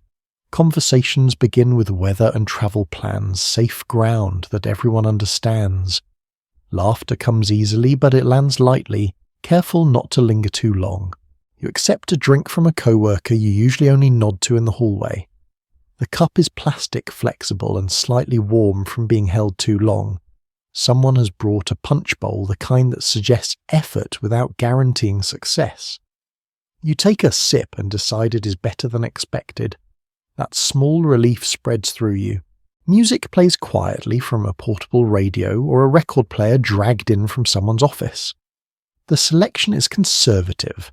Familiar carols, nothing too bold. The volume stays low enough to allow conversation to remain the main activity. No one dances, but feet tap gently, almost unconsciously. There is food, of course, store-bought cookies, chips poured into bowls. A few homemade dishes arrive wrapped in foil, their origins the subject of polite curiosity. You try a bite of something warm and nod appreciatively, even if you are not sure what it is. Compliments are easy currency tonight. You spend them generously. You notice how people dress differently for this gathering. Ties loosen, jackets come off. Someone wears a sweater that would feel too casual any other day. Another person has made an effort hairstyled carefully, lipstick brighter than usual. These choices signal participation. They say, I am here. I am playing along. An interesting thing happens around the edges of the room. Small groups form and dissolve. You drift between them, listening more than speaking. Someone shares a story about a difficult client. Someone else jokes about the copier breaking down again. Laughter rises, then settles. These are the shared frustrations and small victories that rarely make it into formal meetings. Alcohol, where it is present, changes the temperature of the room. Voices grow a shade louder. Gestures widen. Someone laughs a little too long at a joke that was only mildly funny. You watch this carefully, aware that tomorrow these same people will return to their desks and roles. Tonight's looseness has limits, even if they are not written down. People remember these parties differently. Some recall them as awkward obligations. Others remember them fondly as rare chances to see colleagues as people rather than titles. Standing here cup in hand, you sense both truths overlapping. The discomfort comes from caring how you are perceived. The warmth comes from realizing others feel the same. A supervisor raises a glass and offers a short toast. It is brief, deliberately so. Gratitude is expressed. The year is acknowledged without detail. The future is mentioned in hopeful but non-specific terms. Everyone nods, cups lift, and the moment passes without demand. You appreciate that restraint. As the evening wears on, people begin to slip away quietly. Coats reappear. Goodbyes are exchanged with promises to see each other. Soon promises that will mostly be kept out of necessity rather than intention. You gather your things and feel a small sense of accomplishment, as if you have completed a task that required attentiveness rather than skill. Outside, the air feels cleaner, cooler. You take a deeper breath than you realized you needed. The office building behind you looks ordinary again, its brief transformation already fading. You walk to your car or the bus stop shoulders, relaxing as you move farther from fluorescent light. Back home, the living room greets you with a familiarity that feels earned. The tree lights blink steadily, indifferent to office dynamics and social nuance. You hang up your coat and notice how quiet the house feels by comparison.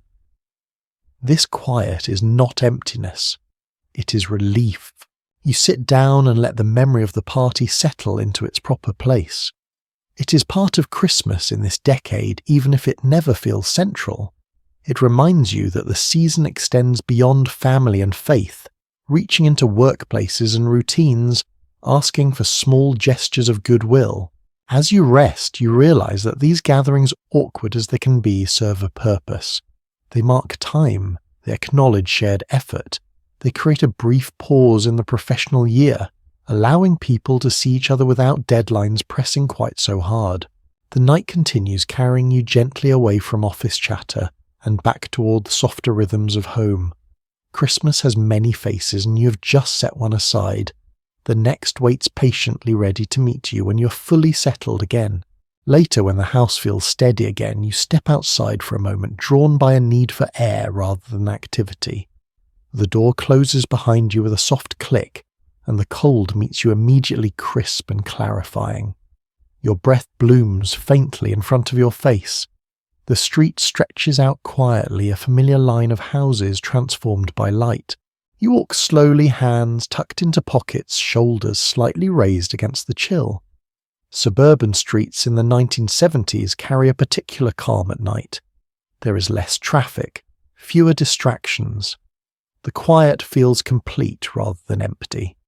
Houses sit back from the road, each one offering a glimpse into a different version of Christmas through its windows. You notice how decorations vary from home to home. Some houses are modest, a single string of lights tracing the roofline, or a wreath centered carefully on the door. Others glow more brightly, bushes wrapped in colour plastic figures standing guard on lawns. None of it feels competitive, it feels expressive. Each display reflects a household's rhythm, energy and patience. Streetlights cast soft pools of amber on the pavement. You step through them one by one, the light briefly warming your face before giving way to shadow again. Somewhere nearby, a television plays faintly sound, slipping through thin walls. Laughter from a sitcom. Applause from a studio audience. These fragments remind you that you're not alone out here even when the street appears still. You pause in front of a house where a family is visible through a wide front window. They're gathered around a table, heads bent together. You cannot hear them, but you recognize the posture, conversation, familiarity. The scene feels intimate, though you are only a passerby. You turn away quickly, respecting the quiet boundary. At this time, many neighborhoods felt more closely knit, not because people spoke constantly, but because routines overlapped. Evening walks, shared snow shovels, familiar cars parked in familiar driveways. You feel that sense of recognition now, even if you cannot name every face. The street itself feels like a shared agreement. There is a small, easily missed habit you remember. Some families left their porch lights on all night during Christmas, not for decoration, but as a signal. Welcome. Safe. Home. You notice one glowing steadily now, its light spilling gently onto the walkway. It makes the house feel awake even in stillness. Wind moves through bare branches overhead, producing a soft, dry rustle. The sound reminds you how alive the night is, even when nothing seems to be happening. Somewhere a dog barks once, then settles. The neighborhood breathes in unison, slow and untroubled. You continue walking, shoes scuffing lightly against the pavement. Decorations repeat in new arrangements, candles in windows, paper stars taped carefully to glass. A strand of lights flickering unevenly where a bulb has gone dim. These imperfections feel comforting. They prove that hands were involved. Different memories surface as you move.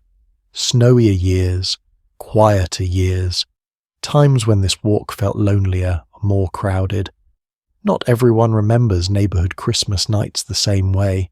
Some recall warmth, others recall isolation. Tonight you sense a balance. The street offers presence without pressure. You stop at the corner and look back the way you came. The line of houses curves gently, lights punctuating the dark like punctuation marks in a long sentence. Each one holds a story that will never fully intersect with yours, yet all of them share this same hour.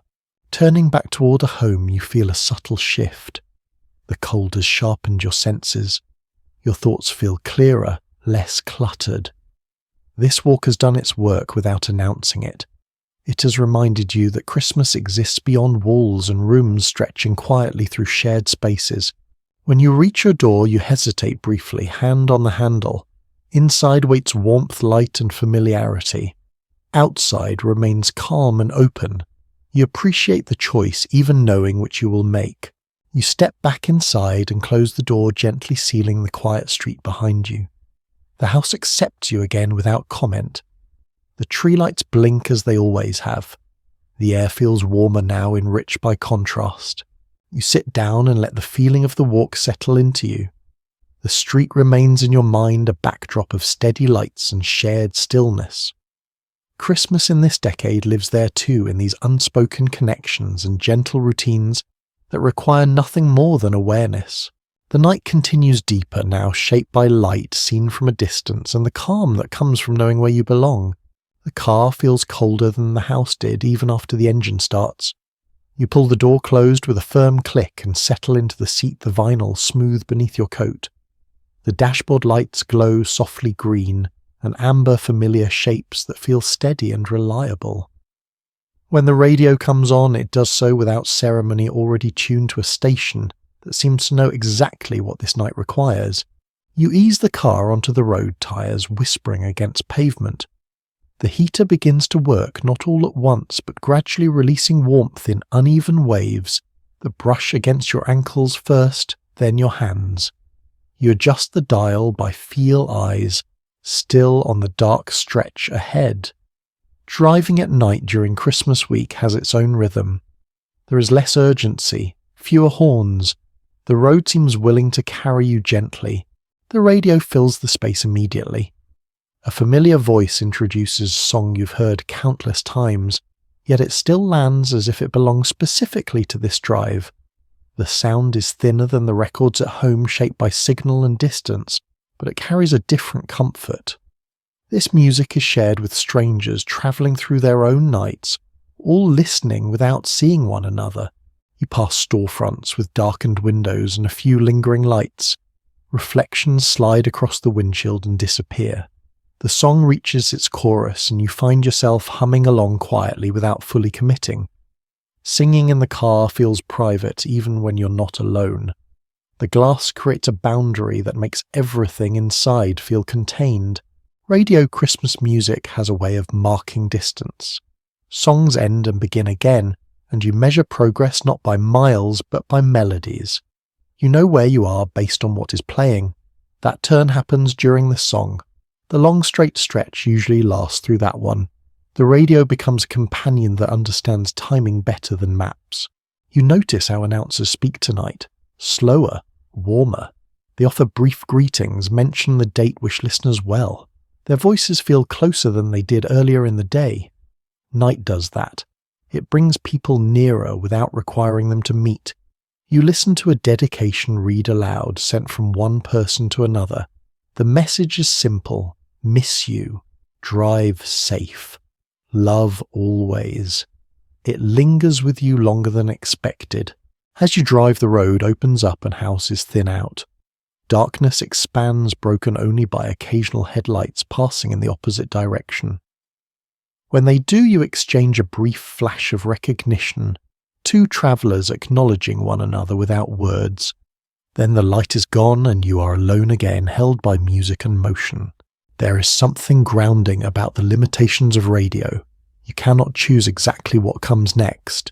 You accept what is offered. Sometimes it is a favourite.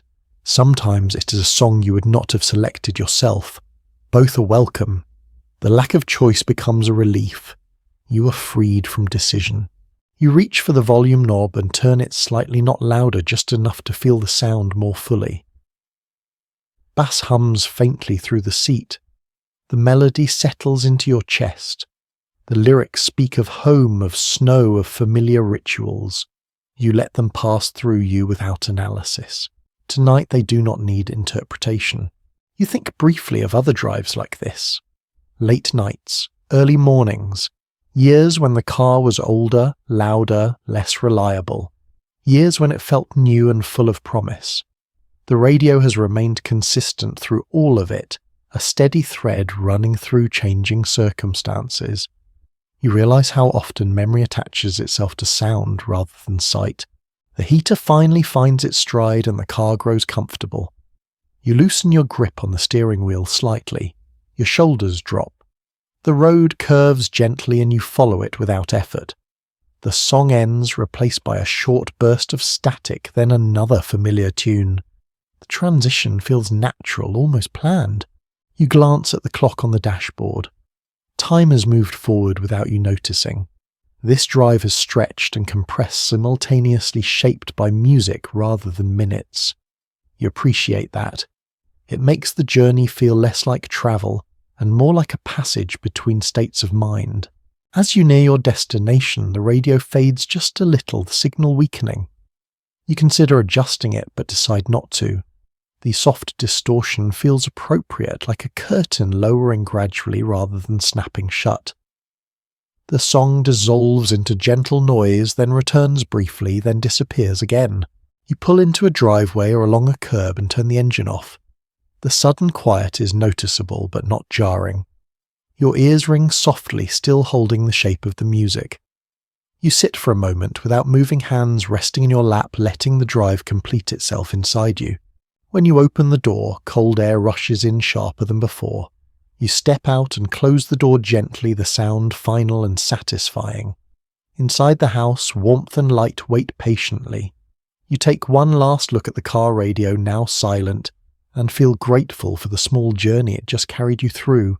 You walk toward the door, the music still echoing faintly in your mind, and realize that this drive, simple as it was, has shifted something. It has smoothed the edges of the night, carried you between places without asking anything in return. As you step inside and close the door behind you, the outside world recedes again. The radio's voice fades, completely replaced by the familiar quiet of home. Christmas continues, shaped now by roads, travelled songs shared, and the calm that follows when motion gives way to rest. The house feels hushed in a particular way now, not empty but attentive. Christmas Eve carries a tone all its own, and you sense it the moment you slow down. Lights are dimmed further, conversations shorten, then trail off. The clock on the wall ticks more loudly than it did earlier, or perhaps you're simply listening more closely. You move through the rooms with care, aware that this part of the night belongs to preparation rather than celebration. In the kitchen, counters have been cleared dishes stacked neatly to dry. The sink smells faintly of soap and warm water. A dish towel hangs over the handle of the oven, its fabric still slightly damp. You run your fingers over it and feel the texture, roughened from use, familiar in a way that feels grounding. In the living room, the tree glows steadily, no longer blinking, as if it too understands the need for calm. You kneel to straighten a stocking that has twisted slightly, its toe pointing the wrong way. The fabric resists for a moment, then settles. Inside, you feel the weight of small objects arranged earlier with care. They do not shift now. Everything has found its place.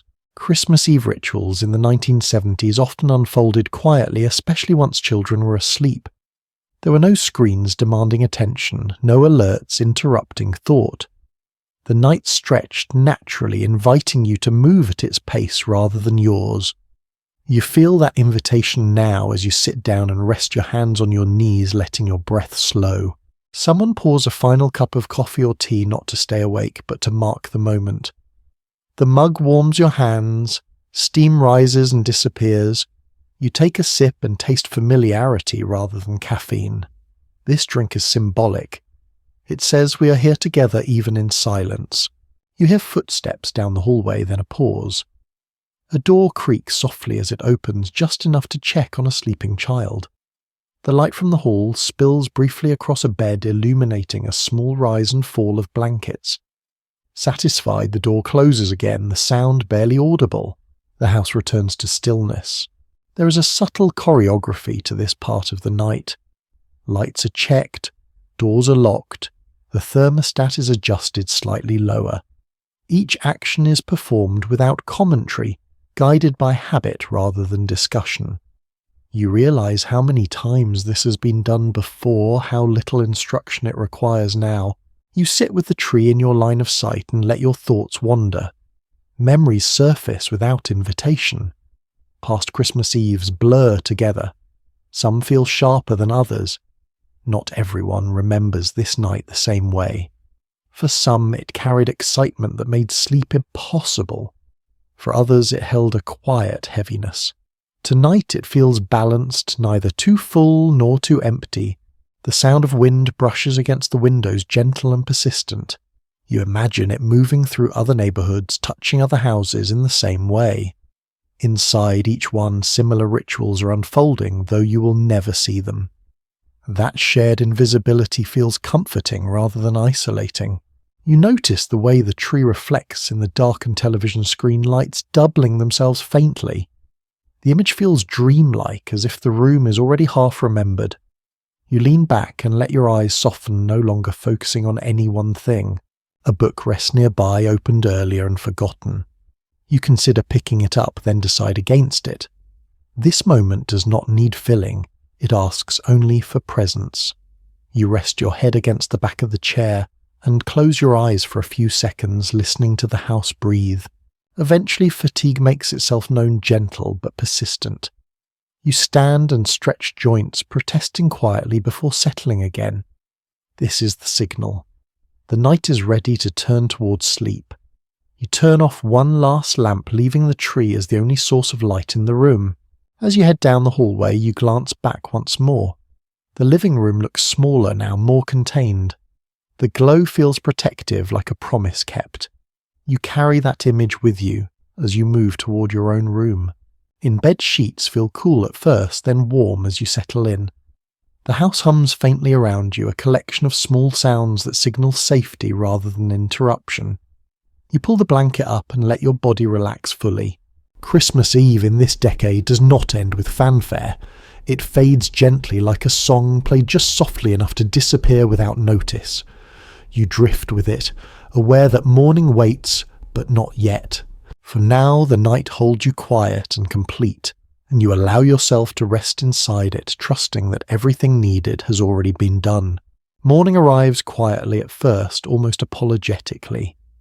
Light slips through the edges of curtains, pale and tentative, touching walls without fully waking them. You stir before you open your eyes, sensing the change rather than hearing it. The house feels alert now, holding its breath, waiting for movement. Somewhere down the hall a floorboard creaks. Then another. A small sound follows, unmistakable in its excitement. Wrapping paper rustles faintly, then stops as if someone has remembered a rule just in time. You smile to yourself, still half asleep, knowing that the pause will not last long. When you finally sit up, the air feels cooler than it did the night before. The heater hums softly, doing its best to keep pace with the early hour. You swing your legs over the side of the bed and feel the floor cold beneath your feet, a sharp but welcome sensation. Christmas morning announces itself through contrast. You move toward the living room, guided by instinct more than direction. The hallway looks different now, brighter, less secretive. As you step into the room, the tree greets you. First lights, still glowing reflections dancing across ornaments that feel newly alive. Gifts remain where they were placed, but the stillness around them has changed. It feels charged. Children appear quickly now, pajamas, loose hair, tousled faces bright with effort to stay quiet and failing almost immediately. Voices rise in short bursts. Can we now? Is it time? You answer gently, drawing out the moment just a little longer, knowing how quickly it will pass once it begins. You take your seat and watch the scene unfold. Wrapping paper tears not neatly but with abandon. Boxes slide across the floor. Tape gives way with a satisfying rip. The sound fills the room, layered and joyful. You notice how the smell changes again, paper and cardboard, mixing with pine and lingering sugar from the night before. There is laughter, quick and unfiltered. There are pauses too, moments when a gift is examined, carefully turned over in small hands, weighed for significance beyond novelty. You watch expressions shift from excitement to focus to contentment, all within seconds. Christmas morning moves fast, but it contains surprising depth if you pay attention. Adults hover nearby, coffee mugs warming their hands, eyes soft with observation. They speak less than they did earlier, content to let the moment belong to someone else. You sense a quiet satisfaction in this role. Preparation has done its work. Now comes witnessing. You notice how the room fills with objects quickly.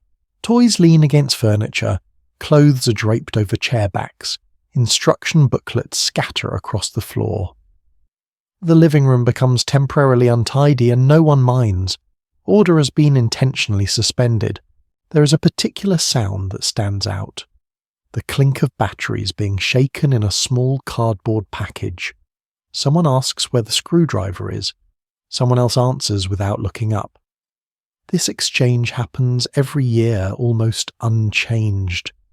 You feel its familiarity settle into you like a well-worn coat. You catch yourself lingering on a small moment. A child presses a toy's button for the first time and freezes, waiting for something to happen. When it does, eyes widen, then soften. That expression stays with you longer than the noise or movement around it. As the morning stretches, excitement begins to diffuse. Energy spreads out rather than spiking. Wrapping paper is gathered into piles. Boxes are stacked neatly, their purpose fulfilled. You help without thinking, hands moving automatically, participating without directing. You notice how the light changes as the sun rises higher. Colours sharpen, shadows shorten. The tree looks different now, less mysterious, more familiar. Ornaments reflect daylight, honestly, without the glow that made them feel magical the night before. You do not feel disappointed by this, you feel grounded. Eventually someone suggests breakfast. The idea lands softly, not as an interruption but as a continuation. Hunger returns naturally after anticipation fades. You stand and stretch joints, stiff but willing, and follow the familiar path toward the kitchen. Before you leave the room, you take one last look. The living room tells the story of the morning clearly. Evidence of joy remains scattered everywhere. Nothing is hidden. Nothing needs to be. You step away, carrying the sound of laughter and the image of the tree with you. Christmas morning is underway now, no longer waiting, no longer restrained. It has arrived fully, bringing with it a sense of release that feels both energizing and calming at once. As you move into the next part of the day, you feel something settle inside you. The long night has given way to light, and with it a quiet understanding that the moment you waited for has already become a memory even as it continues to unfold. The morning settles into a slower rhythm after the first rush passes. You notice it in the way movement spreads out across the house. Someone sits on the floor assembling something with careful focus. Another person reads instructions aloud, pausing to interpret diagrams that never seem quite clear enough. The living room hums with low conversation, and the soft click of plastic fitting into place. You kneel nearby, holding a flashlight or a small pile of screws, offering help without taking over. This is a familiar role. Christmas morning often brings objects that require patience before they offer joy. Boxes promise one thing. Reality asks for time. You feel the quiet satisfaction that comes from making sense of it anyway. Batteries become a currency this morning. Someone shakes a package listening for the telltale rattle. Another person checks a drawer already knowing what will and will not be found there. There is a brief pause while someone heads to the garage or the car coat thrown on hastily. No one is annoyed. This is part of it. It always has been. You notice how tools appear as if summoned. A screwdriver placed on the coffee table, scissors passed from hand to hand, a pocket knife folded and unfolded with care. These objects carry their own histories used year after year for tasks just like this. They feel heavier than their size suggests, weighted by repetition. Children hover close eyes following each movement, eager but restrained. They want to touch. They want to try. Adults guide hands, gently explaining without lecturing. This is teaching disguised as collaboration. You see how confidence builds not from success alone, but from being included in the attempt. There is a soft sound you recognize immediately, the snap of a battery compartment closing. The pause that follows, then suddenly movement or sound bursts forth. A toy lights up, wheels spin, a screen flickers on. The reaction is immediate and contagious. Smiles spread quickly, then settle into sustained focus as play begins. The room shifts again as attention fragments. Some toys are set aside in favour of others. Boxes are stacked neatly, their job done. Wrapping paper has been gathered into bags tied loosely at the top. You feel how the chaos of earlier has softened into something workable. Coffee grows cold on the table, forgotten and then rediscovered. Someone takes a sip and makes a face, then laughs. The sound cuts through the room, gently not demanding attention, but offering it. You sense how laughter has changed now, less sharp, more content. You sit back for a moment and observe. The house feels lived in, not staged, not tidy. Objects have found temporary homes wherever hands last released them. This arrangement will not last long, but it feels right for now. It reflects the morning honestly. There is a moment when frustration surfaces briefly. A piece does not fit. A connection fails. A toy does not behave as expected. You feel the tension rise, then dissipate as someone suggests a solution, or simply moves on. Christmas morning teaches flexibility without naming it. You help tighten a screw, careful not to strip the head. The motion is small but deliberate. When you finish, you pass the tool along, roll complete. The toy functions as intended, at least for now. That feels like enough. As play deepens, conversation drifts. Stories begin to form around objects. Someone remembers a similar toy from years ago. Another recalls how long it took to assemble something, once laughing at the memory. These recollections weave themselves into the morning, expanding it beyond the present. You glance toward the tree again, noticing how many branches are visible now that gifts have been opened. The tree looks taller, somehow lighter. Its purpose has shifted. It's no longer a focal point, but a companion to the room, watching quietly as life continues around it. Eventually, hunger returns in a more insistent way. The suggestion of food surfaces again, this time met with agreement rather than delay. You stand, stretching stiff muscles, and follow others toward the kitchen, stepping carefully over scattered pieces on the floor. Before leaving the room, you take in the scene one last time. Toys in motion. People in comfortable positions. Light streaming in through windows, now fully awake. This is the part of Christmas that rarely makes it into photos, yet it lingers longest in memory. You carry that awareness with you as you move on, knowing that this morning, with all its small tasks and shared focus, has done something quiet and important. It has reminded you that joy often arrives in pieces assembled, slowly held together by patience and presence, rather than perfection. The day continues unfolding at a gentler pace, now ready to offer its next simple pleasure when you are ready to receive it. By the time the smell of food reaches you again, it feels earned. Hunger has changed since morning. It is no longer sharp or impatient.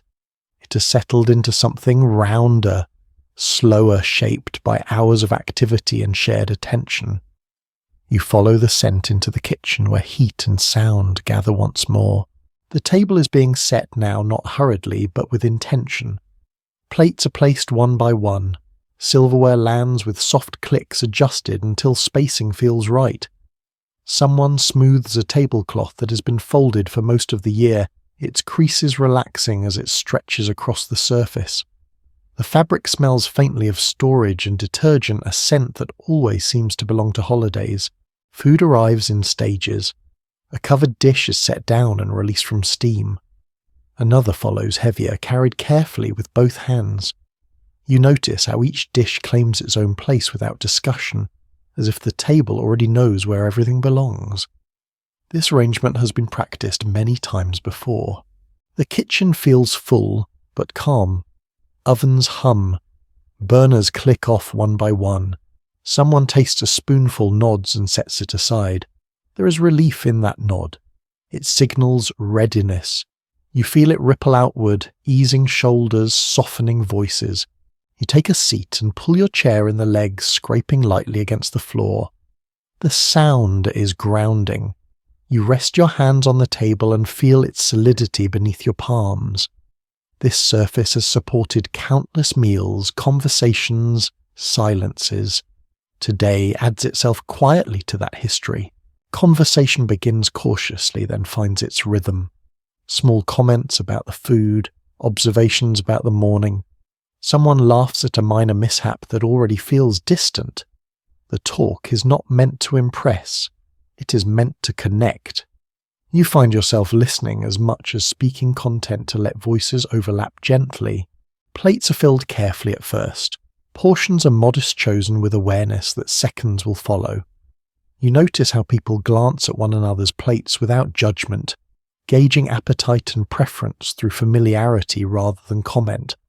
You pass a dish to your left, then another to your right, movements smooth and practiced. The first bites bring a noticeable shift. Shoulders lower, breathing deepens. Food does what it has always done best. It anchors. Flavors unfold slowly. Savory notes linger. Sweetness appears where expected and surprises where it does not. You chew deliberately, aware of texture and warmth, letting the meal set the pace. Someone tells a story midway through a bite and pauses to finish chewing before continuing. No one rushes them. The table accommodates silence easily. Utensils scrape softly, glasses clink once or twice. The soundscape feels complete without being crowded. You notice how the meal stretches time. Outside, daylight moves on unnoticed. Inside, the table creates its own clock. Courses blur together. The idea of beginning and ending loosens. You're here until you're done, and that feels sufficient. There is a moment when conversation drifts toward memory. Not dramatic recollections, just passing references. A dish that tastes slightly different this year. A version someone remembers from long ago. These comments land gently, not as corrections, but as acknowledgements that time has been moving even when it did not feel like it. Children grow quieter as they eat, focus replacing earlier restlessness. You watch them carefully, noticing how food draws attention inward. They listen more now, absorbing fragments of adult conversation without interrupting. This too is part of the meal's work. Someone reaches for bread without asking. Someone else refills a glass instinctively. These gestures speak of comfort. They assume welcome. You feel that assumption extend to you as well, whether spoken or not. Eventually plates begin to empty. Portions slow. Forks rest briefly between bites. You sense the collective approach toward fullness, not just physical but emotional. The meal has delivered what it promised. Nourishment. Company. Pause. Dessert is mentioned, but not immediately pursued. There is a lull, a shared leaning back in chairs, as if everyone needs a moment to register where they are. Laughter surfaces again, quieter, now edged with satisfaction rather than excitement. When dessert does arrive, it feels ceremonial rather than indulgent. Slices are small, portions are offered rather than claimed. You accept without hesitation, knowing this is less about hunger and more about completion. Sweetness marks the closing of something even as the day continues. As dishes are cleared, movement resumes slowly. Chairs slide back, plates are stacked. You stand and help without instruction, hands finding tasks naturally. The kitchen welcomes the return of activity, sink filling again, water running warm. You glance back at the table before leaving it. Crumbs remain. Glass rings mark where drinks rested. The cloth has shifted slightly. It looks used in the best way. Evidence of presence lingers without needing to be preserved. The meal recedes behind you as you move into the next part of the day, but its effect stays. You feel steadier, quieter, more aware of the space you occupy. Food has done more than fill you. It has gathered the day into a single shared moment and released it gently back into time. As the house settles again, you carry that fullness with you, not heavy but reassuring. Christmas continues, nourished now by more than anticipation, held together by the simple act of sitting down and eating together. The television returns to its role without fanfare, slipping back into the room as if it never truly left. You do not sit down to watch it so much as allow it to exist alongside you. The screen brightens, sound low, offering motion rather than demand. After the meal, this feels right. Something familiar. Something that fills space without asking for focus. Sports appear first, or maybe a parade replayed from earlier in the day. The images drift by in slow procession. Marching bands move in tidy lines. Inflatable figures bob and sway, guided by unseen hands. Commentators speak in calm, practiced voices describing what everyone can already see. You glance up occasionally, then return your attention to whatever rests in your hands. In many homes during this time, the television stayed on for hours during Christmas Day, not because anyone was watching closely, but because it created a shared atmosphere. It replaced silence without replacing conversation. You feel that function now. The screen becomes a kind of window that opens onto something larger even if you only look through it briefly. You sit back and stretch your legs, feeling the pleasant heaviness that follows a good meal. Someone nearby folds wrapping paper scraps into smaller bundles, movements quiet and repetitive. Another person reads a booklet that came with a gift, brow furrowed in mild concentration. The television continues steady and predictable. A football game fills the screen now. The crowd noise rises and falls like weather distant and impersonal. You recognize the rhythm even if you do not follow the details. Plays begin and end. The clock stops and starts again. The game provides structure to the afternoon without dictating it. You appreciate that balance. You notice how sports on television function differently today. They are not background for scrolling or multitasking in the modern sense. They are background for being. You can talk over them, walk away from them, return without missing anything essential. The broadcast does not punish inattention. It accommodates it. At some point, a parade segment returns, perhaps replayed for those who missed it earlier. You catch sight of familiar floats, their colours bright, even through the muted quality of the screen. Performers smile and wave, bundled against cold you cannot feel from here. You imagine the effort behind those smiles, the early morning wake-ups, the rehearsals. The parade passes by regardless of whether you imagine it or not.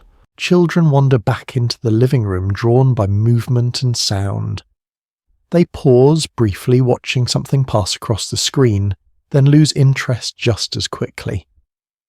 Their attention is pulled elsewhere toward toys or conversation, or simply wandering. The television accepts this without complaint. You shift positions and notice how the afternoon light changes the room again. Sunlight now enters from a lower angle, casting longer shadows across the floor. The tree lights are still on, but they no longer dominate. They coexist with daylight, softer now, less insistent. The room feels open. A voice from the television announces a score. Applause follows. You nod reflexively, not in agreement, but in acknowledgement of the sound. It has become part of the room's language. You realize how often Christmas memories include these noises even when they were never the focus. There is a small comfort in the predictability of programming on days like this. You know roughly what will come next. Highlights, commercials, another game, another replay. The schedule unfolds without surprise. That lack of novelty feels appropriate. Christmas Day does not ask to be impressed. It asks to be inhabited.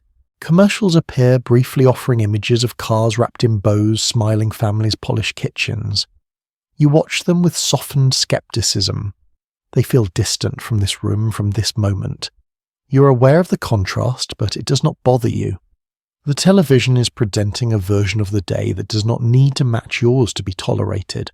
Someone laughs at something off-screen, perhaps a comment made by a commentator or a float that looks slightly unsteady. The laughter fades quickly, replaced by a quiet hum of contentment. You notice how easily joy appears and disappears today, unforced and unexamined. As the afternoon continues, people drift in and out of the living room. Someone lies down on the floor, head resting against a cushion, eyes half closed. Another person claims a chair and opens a book reading while the television murmurs nearby. No one asks for silence. No one asks for attention. The room accommodates all of it. You feel yourself growing drowsy, not with exhaustion, but with satisfaction. The television's cadence contributes to this, voices rising and falling in predictable patterns. You close your eyes briefly and let sound replace sight. Even without looking, you know what is happening. Movement, pause, commentary, applause. At some point, the volume is turned down even further. The change is subtle, barely noticeable. The television recedes slightly, becoming a texture rather than a presence. You open your eyes and glance at the screen again just long enough to register a familiar scene before looking away. The day stretches without urgency.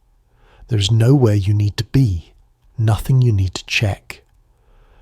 The television continues its gentle offering of distraction, asking nothing in return. You accept it on those terms.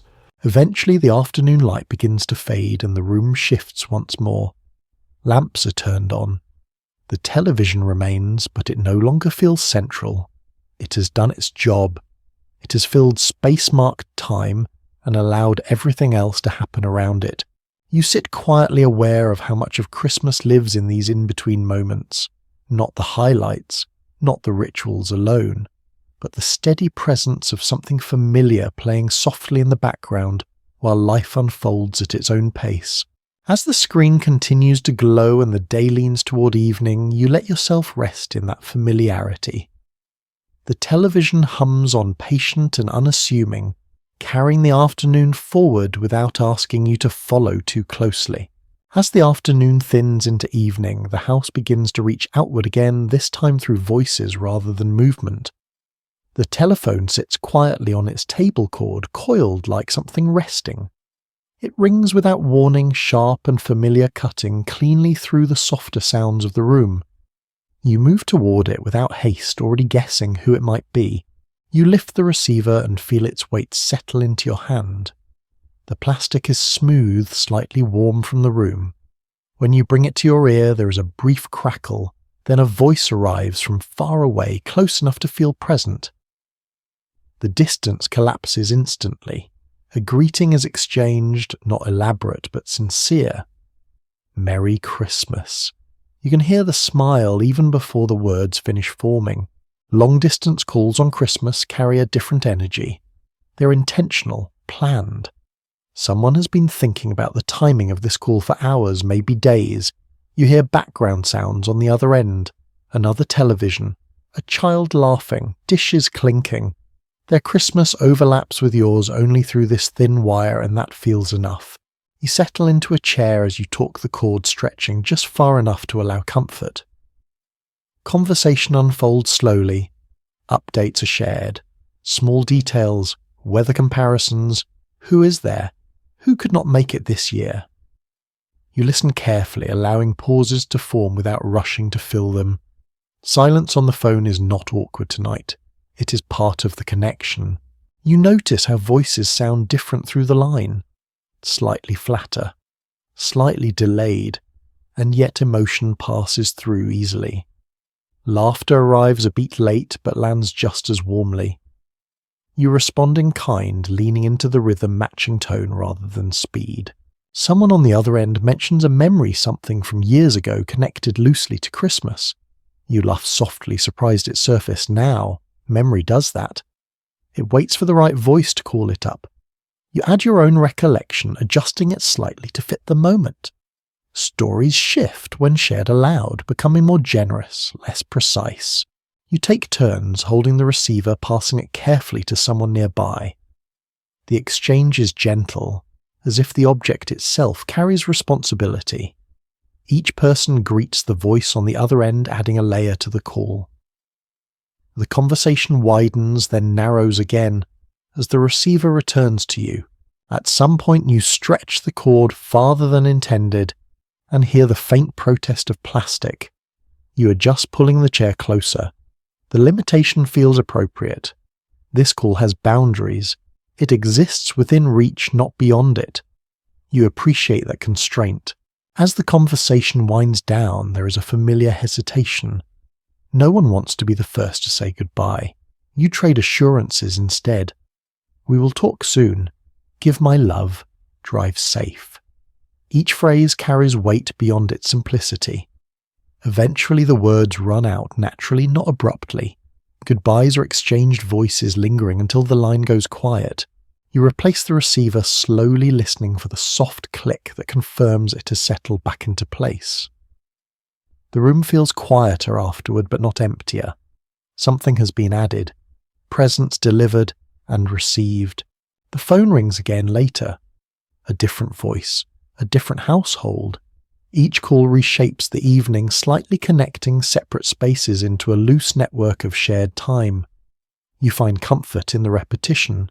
Ring, lift, listen, speak, return. The ritual steadies you. Between calls, you sit quietly aware of how these voices have travelled to reach you. Wires stretched across miles, switchboards, invisible pathways doing their work without acknowledgement. The simplicity of the experience hides the complexity behind it. You accept the gift without examining the mechanism. As night settles further, the calls become fewer. The phone rests again, silent but expectant. You glance at it once more, then turn away satisfied. Everyone who needed to be reached has been reached. Everyone who needed to hear your voice has heard it. You lean back and let the quiet return fully. The room holds the echo of conversations even after the sound itself has faded. Christmas has expanded beyond the house and folded back in again, enriched by voices that cross distance to arrive. You breathe evenly, feeling connected without being crowded. The evening continues softer, now shaped by the knowledge that somewhere else, someone else is setting down a receiver too, carrying your voice with them into their own quiet night. When the last call ends and the receiver rests again, the house exhales in a way you can almost feel. Not a dramatic release, just a gentle settling, like shoulders dropping after being held up for hours. The rooms seem larger now, quieter, aware that the busiest parts of the day have passed. You begin to notice the sounds that remain. Water running briefly as a final cup is rinsed, the soft clink of a plate set carefully into the cupboard.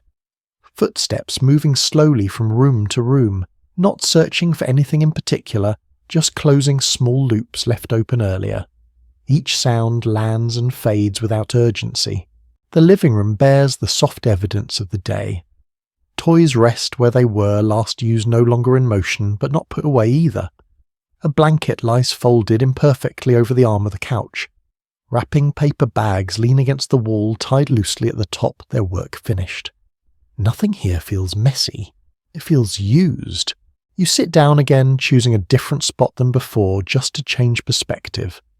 From here, the tree looks slightly uneven, leaning more than you remembered. It does not bother you. In fact, it feels comforting, a reminder that the day unfolded through real hands and real movement rather than careful design. Dishes dry quietly on the rack, catching the light when you pass the kitchen doorway. Someone has wiped the counters, leaving faint streaks that will be polished away tomorrow. Tonight, clean enough is enough. The house understands this. Outside, darkness has returned fully. The windows reflect the interior, now turning the house inward. You catch your own reflection briefly layered over the room behind you, and notice how relaxed you look. Tired, but not drained. Full, but not heavy. Children have disappeared into bedrooms again, this time more easily. You pass a closed door and hear nothing from the other side, just the reassuring absence of sound. Sleep has claimed them without argument. You smile, knowing how much energy it takes to reach that point. You return to the living room and turn down the television until it is barely audible, then off entirely. The sudden quiet feels thick for a moment, then settles into something comfortable. Without the screen, the room feels more intimate, as if it has leaned closer. You notice how the tree lights reflect off the ceiling, faint patterns shifting slowly as bulbs blink. You follow these reflections with your eyes, letting them blur. The repetition is soothing. You do not need to track which light comes next. The sequence does not matter. Someone sits nearby and sighs, not from frustration, but from contentment. The sound blends into the room easily. You exchange a glance, nothing needing to be said. This shared quiet feels earned, built from hours of togetherness, now gently dissolving into rest. There is a particular calm that arrives only after guests have left, after calls have ended, after food has been eaten and cleaned up. It is not loneliness. It is relief mixed with gratitude. You feel it settle around you now, like a blanket placed carefully rather than thrown. You think briefly about the day as a whole, not in detail, but as a shape. Morning brightness, afternoon fullness, evening quiet. Each part flowed into the next without resistance. You appreciate that harmony knowing it does not happen every year. The clock ticks on, marking time again now that attention has loosened. You listen to it without impatience. There is nowhere else to be, nothing else required. The night is open wide enough to hold you comfortably. You stand eventually stretching slowly, joints stiff but cooperative. Lights are turned off one by one, leaving the tree glowing alone again. The living room looks smaller, more contained, as if it is folding itself up for the night. Before leaving the room, you pause and take it in one last time. The evidence of the day remains, but it no longer asks to be acknowledged. It simply exists. You nod slightly as if in agreement. As you head down the hallway, the house follows your lead, settling further with each step. Christmas has moved past its loudest expressions and found its quiet core. You carry that quiet with you, now ready to let the day fade fully into rest. The next morning does not feel urgent. It arrives without ceremony, light easing into the house as if careful not to disturb what remains of yesterday. You wake later than usual, body heavy but comfortable, mind slow, in a way that feels earned. Christmas has passed its brightest moment and now it lingers in subtler forms. You move through the house noticing small changes. The tree lights are off now, branches resting without glow. In daylight the ornaments look different, more ordinary, less enchanted. You do not feel disappointed by this. Instead, you feel clarity.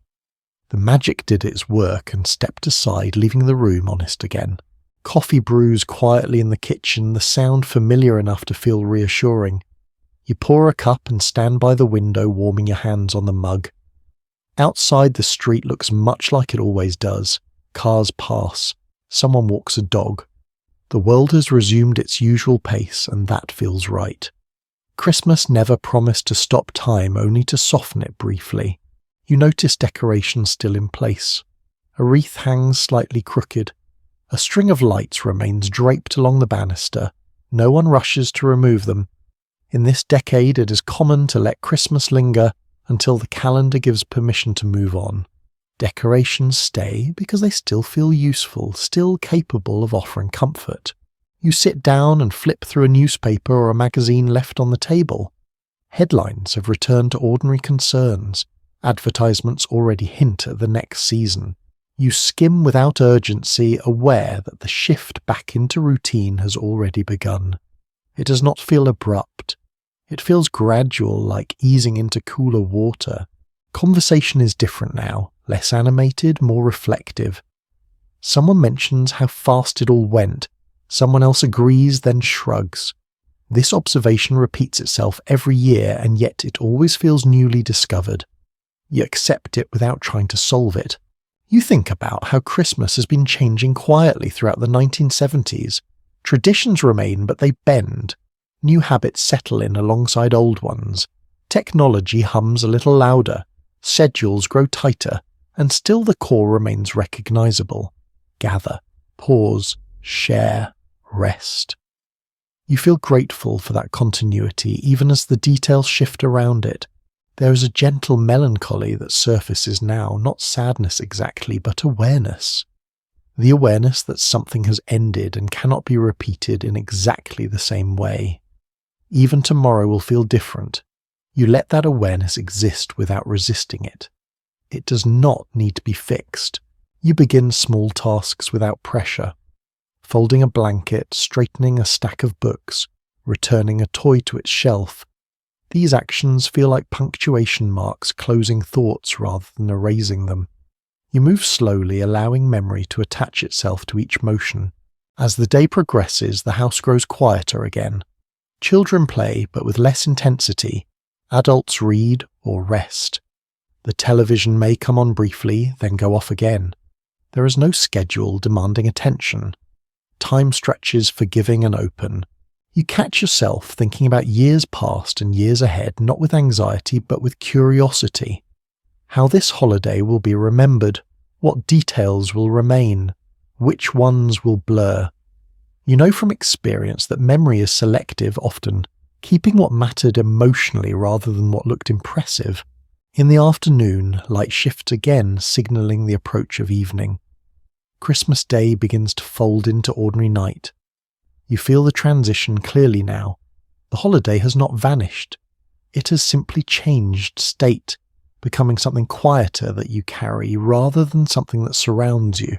You sit down once more perhaps in the same chair as the night before and let yourself be still. There is comfort in recognizing the arc of the experience: anticipation, arrival, release, reflection. The pattern feels complete.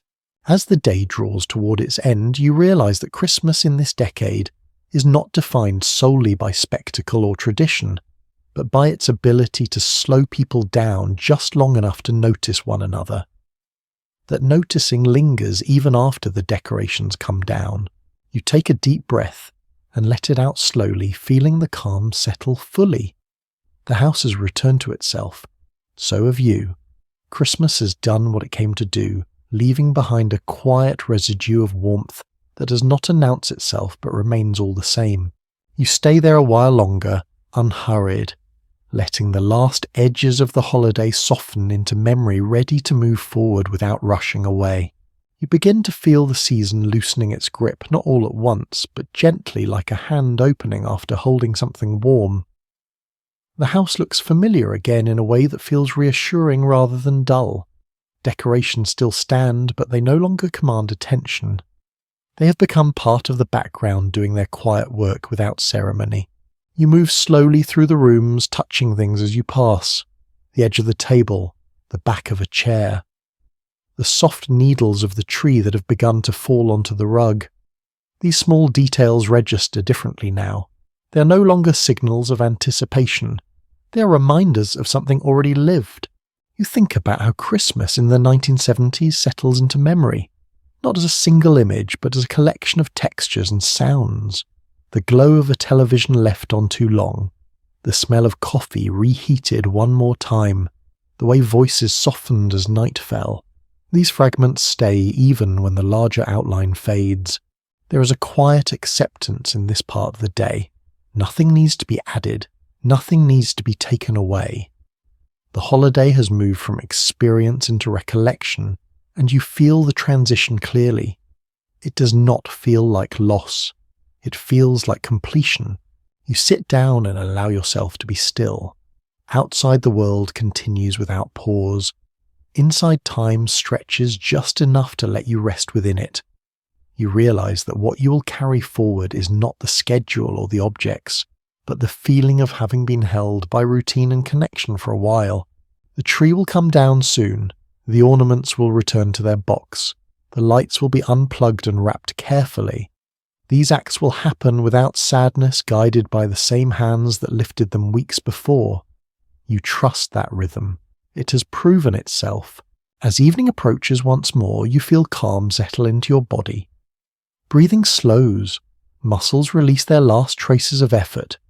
The season has asked what it needed to ask, and you've answered simply by being present. You lean back and let your eyes close for a moment, carrying with you the quiet knowledge that this version of Christmas will never repeat itself exactly, and that is what gives it meaning. It belongs to its time, to its people, to the particular shape of those days in the 1970s. And now, as the house rests and the light fades softly around you, there is nothing left to do but drift. Let the images blur, let the sounds recede, let the warmth remain. You are safe. You are unhurried. You're exactly where you need to be. Sleep comes gently now, like a familiar song played just softly enough to follow you into rest. Sweet dreams.